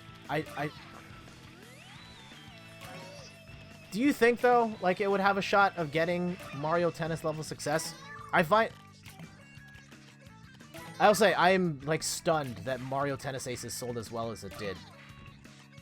I mean, it's a good game, and I know we have Mulligan in here who's played it, like, 5,000 hours. But, like, I don't know. Tennis as a video game sport just doesn't seem to be a big market for that. And I don't think it really sold to tennis fans. It sold to Nintendo fans who really enjoyed that, I guess, competitive multiplayer. And other sports games, that seems to be, like, the most competitive of the bunch. Like, Mario Tennis Aces, I think of it as, like, it's pretty much a fighting game.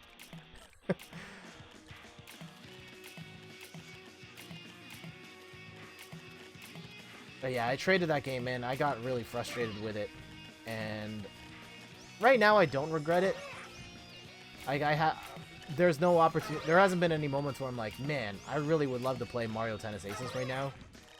But maybe that day will come. Maybe I find it on clearance or something someday, or it's like greatest hits price and I pick it up again. Because I loved what it was doing conceptually. The mechanics of it, for the most part, were really, really interesting, and it made for a really cool game. I think there were just nuances of how it was built that drove me nuts. LOL, nice. I wish I had tried it when I was younger. I never played it, but I used to love the old backyard sports games back in the day, and I heard Strikers was pretty good. Ah. Yeah, the backyard sports games. Let's say I was out of the demographic for those games by the time that series became a thing. But yeah, I'm glad you enjoyed them. Yeah, Mario Sports, that's a whole other thing. There was a Mario basketball game, Mario Hoops 3-on-3. I think it was called Mario Hoops 3-on-3 with like Final Fantasy characters and stuff. That was weird. I never played it, but now that I think about it, I would like to have a copy of that just for it being weird. That reminds me, there was a Looney Tunes Street Ball game that I really liked growing up. I rented it a couple of times. It probably doesn't hold up now, but it was like Looney Tunes NBA Jam. And for the time, it was fun. I don't think we're ever going to see that again either.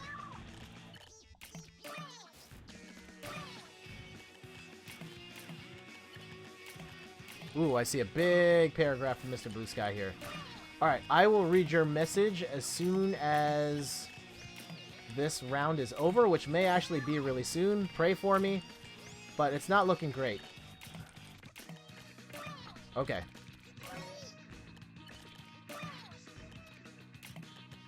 I see that you had Mario Hoops 3v3. Yeah, I've never played it. I think just at the time And it's weird because I love basketball. I love basketball. I mean, you can probably tell. When I switch back, I've got the Raptors championship banner in the back. But yeah, for some reason I never picked that one up. Alright, top 10, let's go.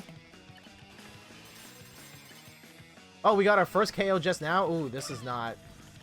We need some badges really bad.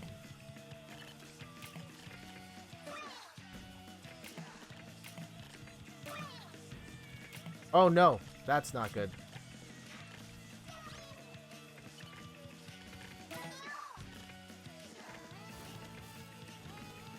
Uh-oh. Oh no! Oh man, that was a huge brain fart.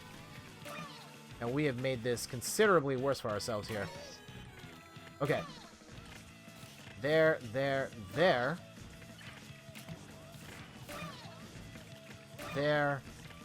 Bring that down just a little bit. Oh no! No!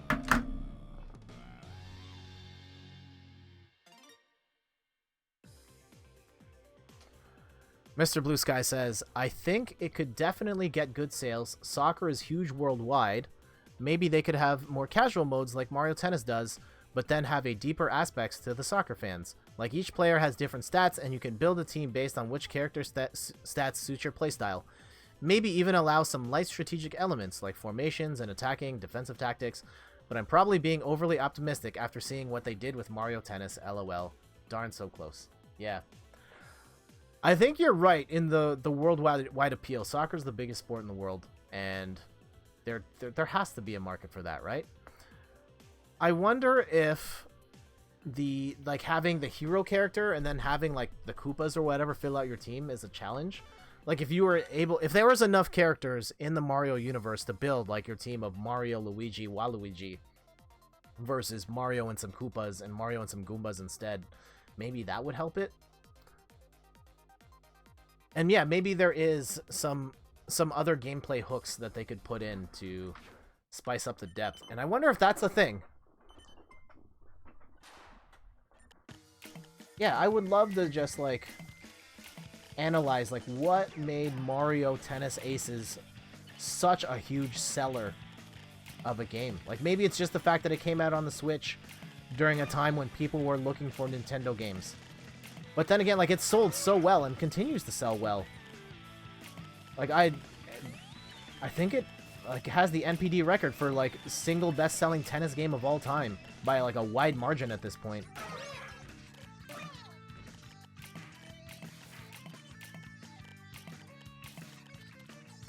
Maybe it'll make the Super Mario Strikers Ultimate Everyone is Here. Yeah, maybe.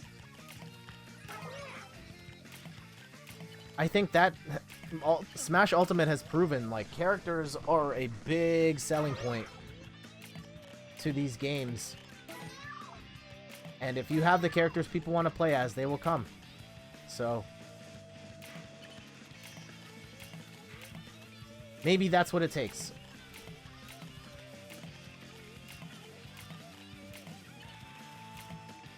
Oh, come on. I don't want to blow the T-spin. Though I built up so much just for that dumb T-spin.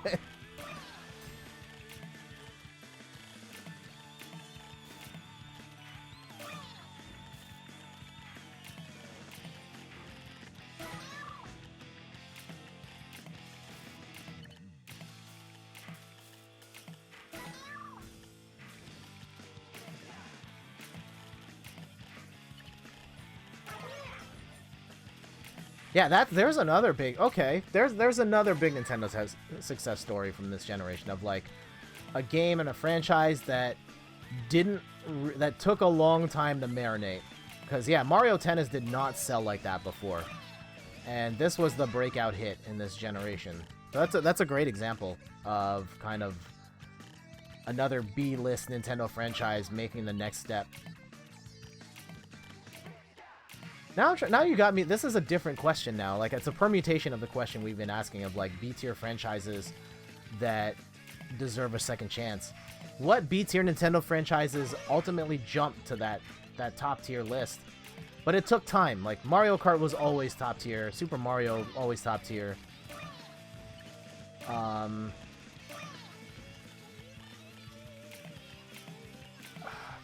Animal Crossing? But I feel like Animal Crossing was a hit from the start. Maybe by the time the second one came out, then it was like incredibly massive. But I feel like the first Animal Crossing was a hit too.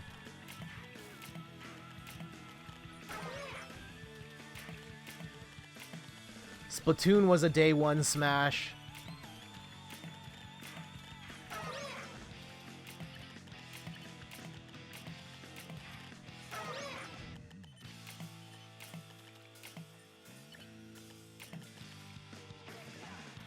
I need to write these ideas down. These are good for my blog.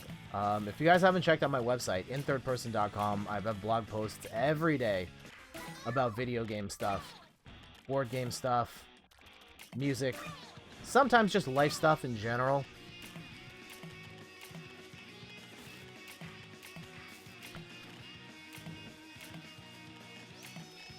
Oh, I can't believe I didn't think of Kirby Air Ride yet. I don't know if having a sequel in 15 years makes it B tier.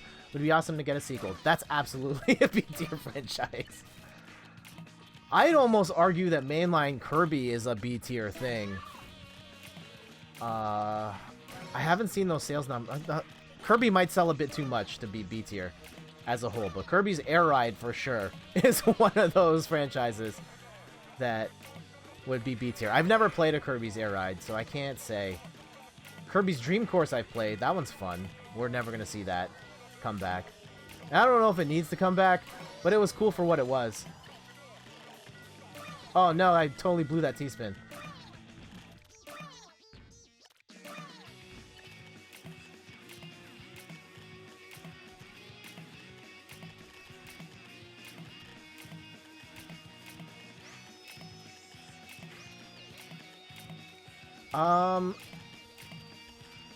Is Luigi's Mansion B tier?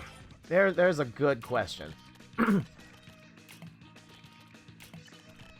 I don't know if Air Ride was actually a franchise or just a GameCube game.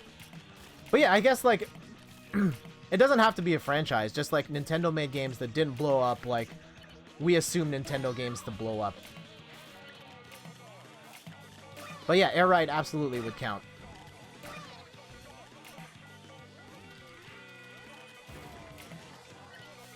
Oh, come on. Can we? No, we can't.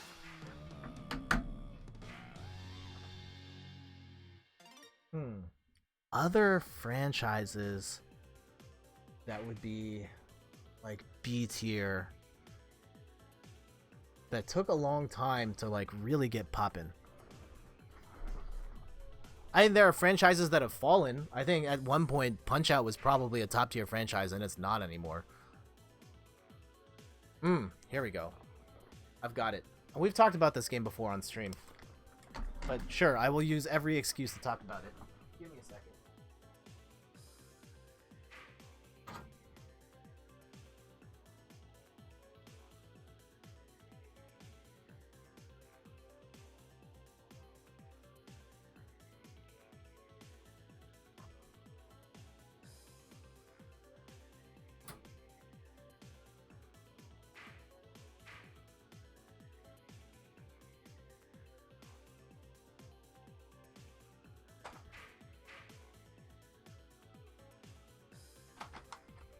Okay, I grabbed a couple games.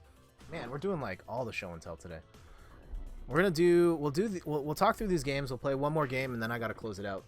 We've got a show to go to. The Pin and Patch show.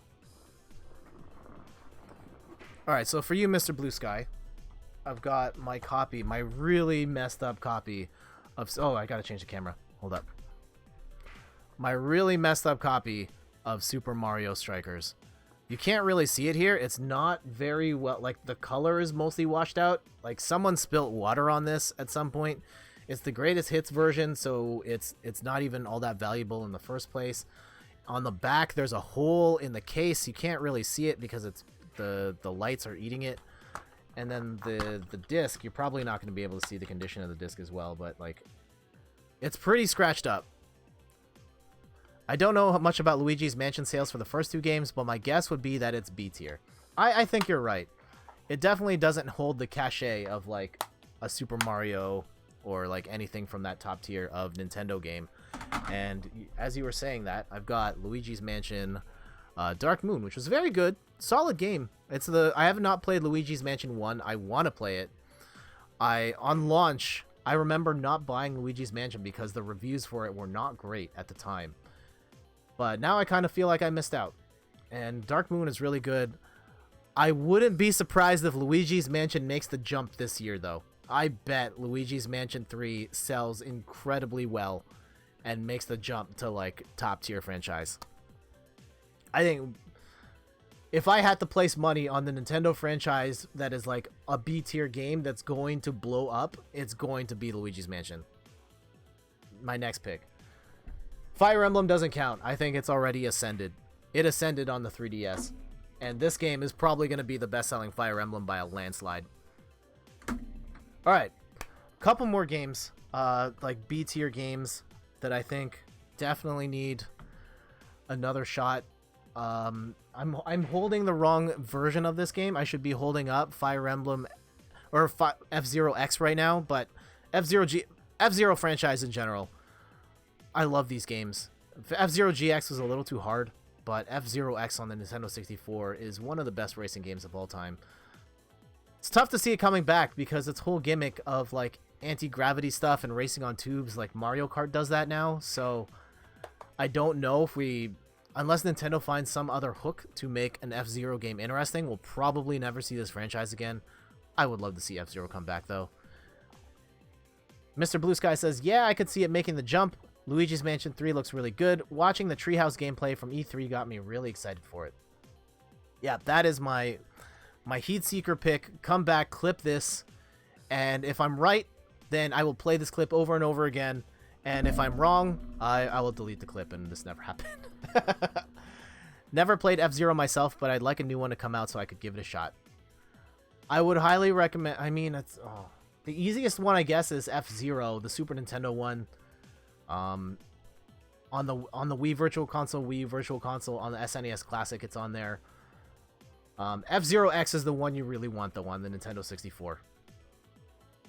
And one more B-tier Nintendo franchise that so badly. So badly needs another shot. Kid Icarus Uprising. My word, is this game phenomenal. And, like, the original Kid Icarus is an awful game. I think it's a really bad game. People used to hold Kid Icarus in the same level as Mario Zelda. Like, no. Kid Icarus is trash. I'll say it now. Sorry to anybody who likes that game. I think it's a terrible game. It's a really clunky platformer. Really confusing. Not very fun to play. But Kid Icarus Uprising, like, Sakurai just completely did a completely different take on it. And this game is amazing. They kind of like took the Star Fox engine and you put Kid Icarus in it and he gets melee attacks and he can shoot. And it's such a fun game to play with so many options, so many weapons, different ways to play, different difficulty settings. And you can, like, there's a 100-point difficulty scale. I think there could still be a market for F-Zero. Maybe if they focus on carving out a different niche for it than Mario Kart. More intense, less of a party game, could distinguish it enough to work. I like the cut of your jib. That could work. But yes, sorry to... Yes, I totally agree with your points. And a competitive, focused F-Zero could possibly be the trick. And so, yeah, Kid Icarus Uprising, I would love to see it get another shot. The big problem with it was that it's a game that really required dual analog controls, but the 3DS had single analog, so you're holding it like this, and then you had your stylus out here, and this hand would just cramp into oblivion. Unless you had the stand, even then it was awkward, or you bought the second analog stick that attached to the side. Like, no one had that. So it was actually really hard to play, but the game itself in this is incredible, and I would love to see Nintendo give this another shot. Alright, one more time. Let's go close this out. Let's try and get a W for the people.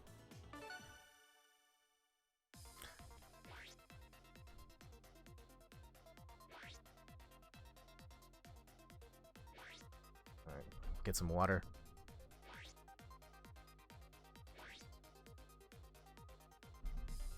Oh, got some water on my glasses. Ah, no.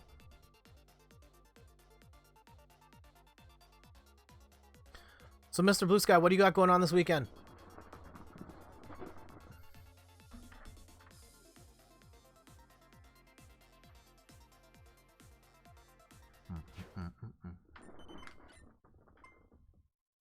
You get into like a comfier sitting position here. Oh, that's not what I wanted to do, but we'll take it.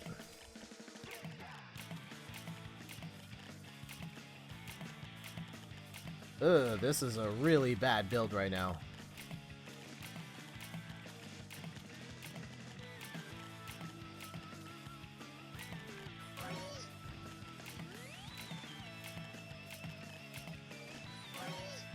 Alright, let's just start bringing this down, and we can start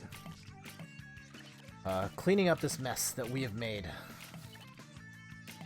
First stretch of bar exam. What bar exam? Wow. Excuse me.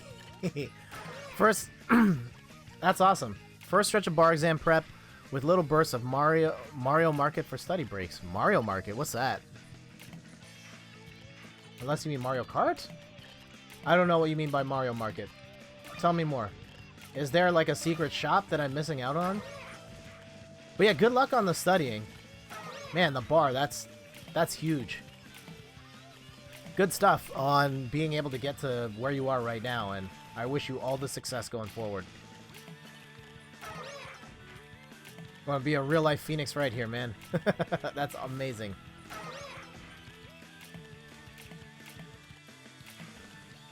Mario Maker. Ah, okay. Yeah, that's still a fun game. I haven't played it lately, but I did beat the story mode, which was a lot of fun. And there's at least one level I have to play. A friend sent me a code to a level they made. Shoutouts to Adam Upside Down over at on Twitch. On Twitter, I can't remember his Twitter handle where I talk to him most of the time, but thank you for the code. I will play that at some point. Oh man, I don't want this to end like now. This might end really soon. Can we do something, anything to bring the stack down?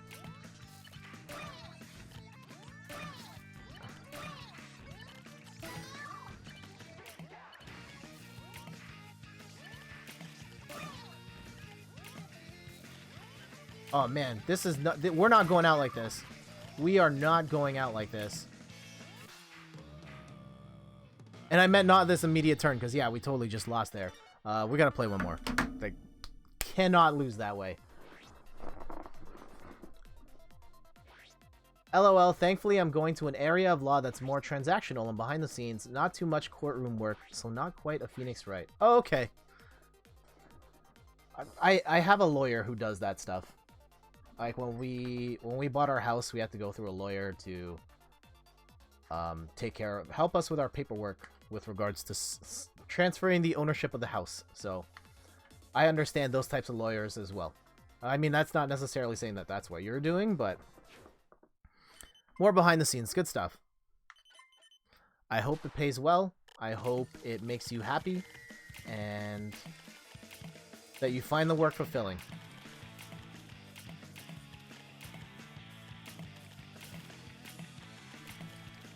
Okay, here's a question for you. Is this type of work something you've aspired to do since you were growing up? Like, what got you into the legal field, or to pursue the legal field?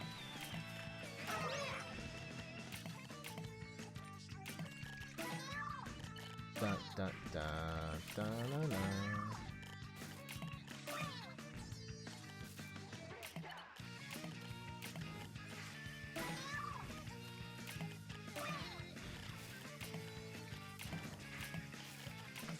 I know, I could have put it over... that's fine. We'll will it down. Not a big deal. Yeah, for me, I've had a few career changes, and I've had different ambitions, big and small. When video rental stores were a thing, I remember telling my parents... Well, I don't remember me saying this, but my parents always tell me that I always wanted to work at the video rental store when I grew up. And that was because my friend at the time, his dad worked at the video rental store. And I guess that's how I got the idea that I wanted to do that as well. Unfortunately, the video rental industry is pretty much obsolete, so it's not really a job you can take anymore. And I'm playing horrible Tetris. Jesus. Sorry, not supposed to use the Lord's name in vain. Family-friendly show.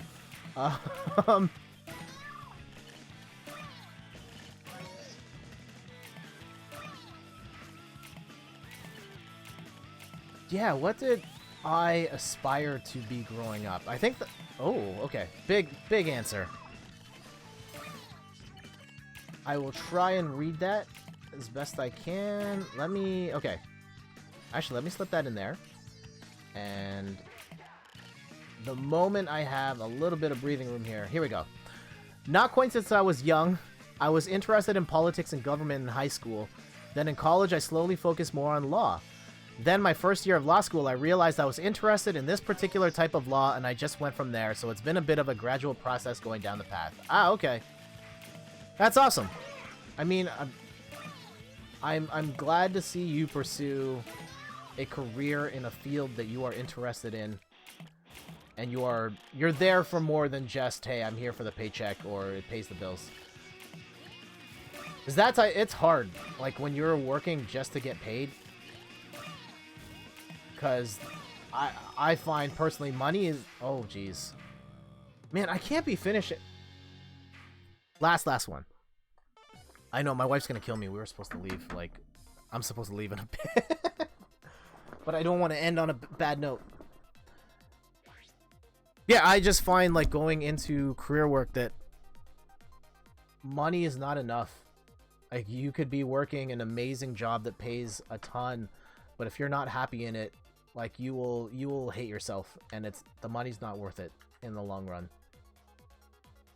So, I mean, I just recommend if you're able to find a job, a line of work in something that you're interested in, that you feel fulfilled in doing that type of work, go for it. Gotta get going to walk the dog, and then back to work. I hope you get the W. Catch you next time. Thank you so much, Mr. Blue Sky. Thank you for the sub. Once again, totally appreciate it. I'm hoping to get some emotes soon. I've got a friend working on those, and she's told me she's going to be working on those again. And hopefully sooner rather than later. I know I should have had these ready months ago, but soon. that's all I can say. Thank you so much again for the sub. And take care. Have a great weekend.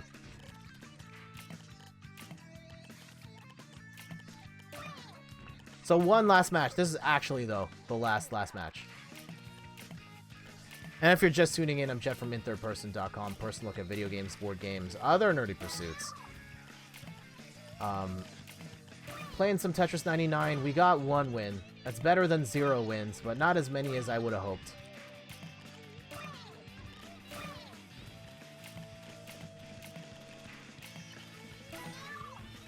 And so yeah, Tetris 99. I mean, the big game is Fire Emblem. I'll be streaming that later in the week. You can follow me on Twitter and on Instagram to find out when I go live. That is at inthirdperson on both. So yeah, what are you guys playing this weekend? Is it Tetris? Is it Fire Emblem? Is it something else? What do you got going on? Yeah, for me, I'm going to try and squeeze in some Fire Emblem 3 Houses. I've got it with me, but it's going to be a really busy weekend, as it always is for me. Like, I stream one of the days on the weekend, and as soon as the stream's over, I leave the house and I'm gone for the day. And I'm pretty much gone for the entire weekend after this. So it'll be tough, but I'll try and squeeze in some time to play Fire Emblem 3 Houses.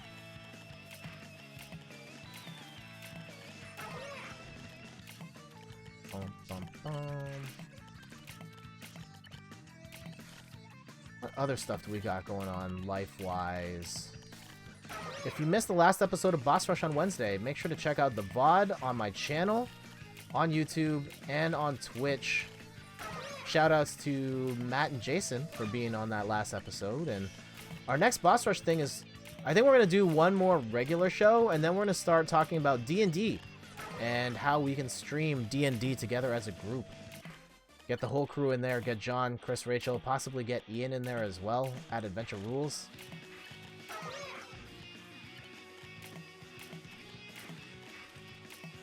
Oh man. And yeah, longer term projects, I gotta start planning for Extra Life. This marathon's coming up in November, and it took me a couple of months to set it up last time. And there's some other things I want to set up, like the camera I want to do differently. Want to play some different games, coordinate, get everybody on board and scheduled here to hang out at the house.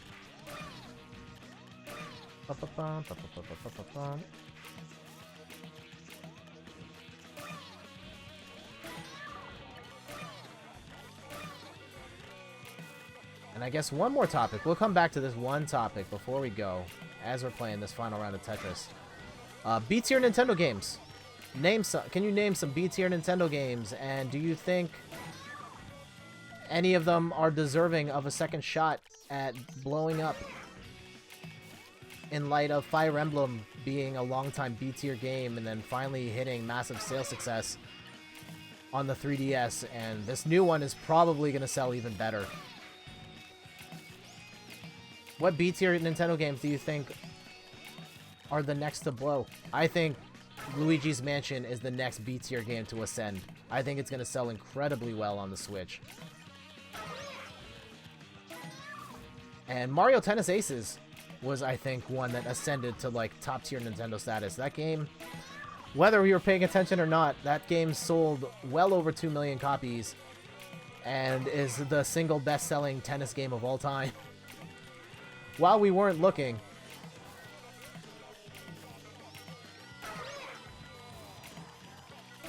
And so yeah, that's ascended to probably the biggest selling Nintendo sports game. Unless you count Mario Kart. Well, I don't necessarily. That's almost a different thing at this point.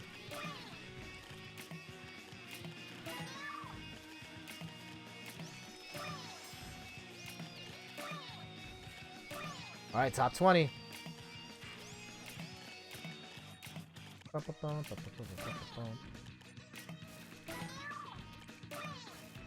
Man, this music is so good. Splatoon music, I've talked about it before on stream. Incredible music that just only works within the Splatoon universe. Very curious to see what Splatoon 3 has in store. Do you think we get, like,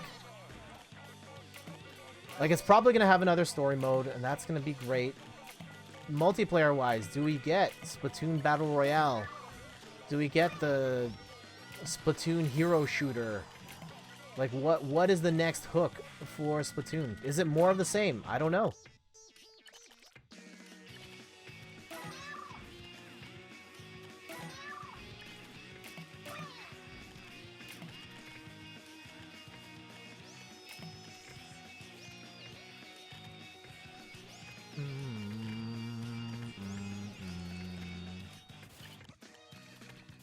Ah, that was a terrible drop. Okay, I know we're cutting this off here. There we go. Bring it down, bring it down, bring it down. Alright. Oh, no! Ah, I was too soft on the touch there. Top 10. Although our situation's not looking so hot. Okay, there we go. Cleared. That one little gap we can fix. I made that worse. Ah, no!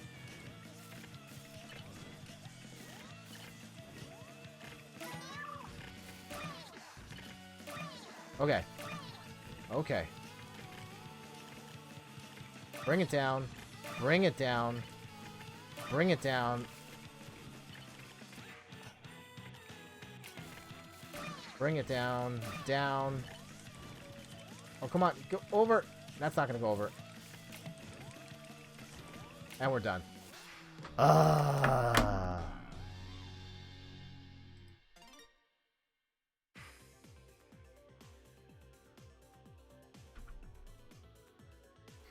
Alright. That's going to do it for today's stream. Thank you so much for hanging out with me. Thank you, Mr. Blue Sky, for the sub. Thank you, Player2Star, for hanging out, chatting with me. Thank you, Mulligoon, for coming by, hanging out with me. Make sure to check out my website, inthirdperson.com, for more articles on video games, board games, and other nerdy pursuits. I post there every day. It is the core of like my gaming offering here, beyond the stream. If you want more of my content outside of me streaming a couple times a week, check out the website. All the stream archives are there as well, so you can go back, watch those, read some articles, reviews. And make sure to follow me on social media, on Twitter, on Instagram, at InThirdPerson. On YouTube, you can find me at InThirdPerson as well, with all the stream archives there as well, all the episodes of Boss Rush. And we will be back next week. Next time you see me streaming, it'll be Fire Emblem 3 Houses. I will post the schedule on Monday morning on my Twitter, on my Instagram, on this Twitch channel, and it'll be great. So until then, I'm Jet. You guys have a wonderful weekend, and I'll see you all later.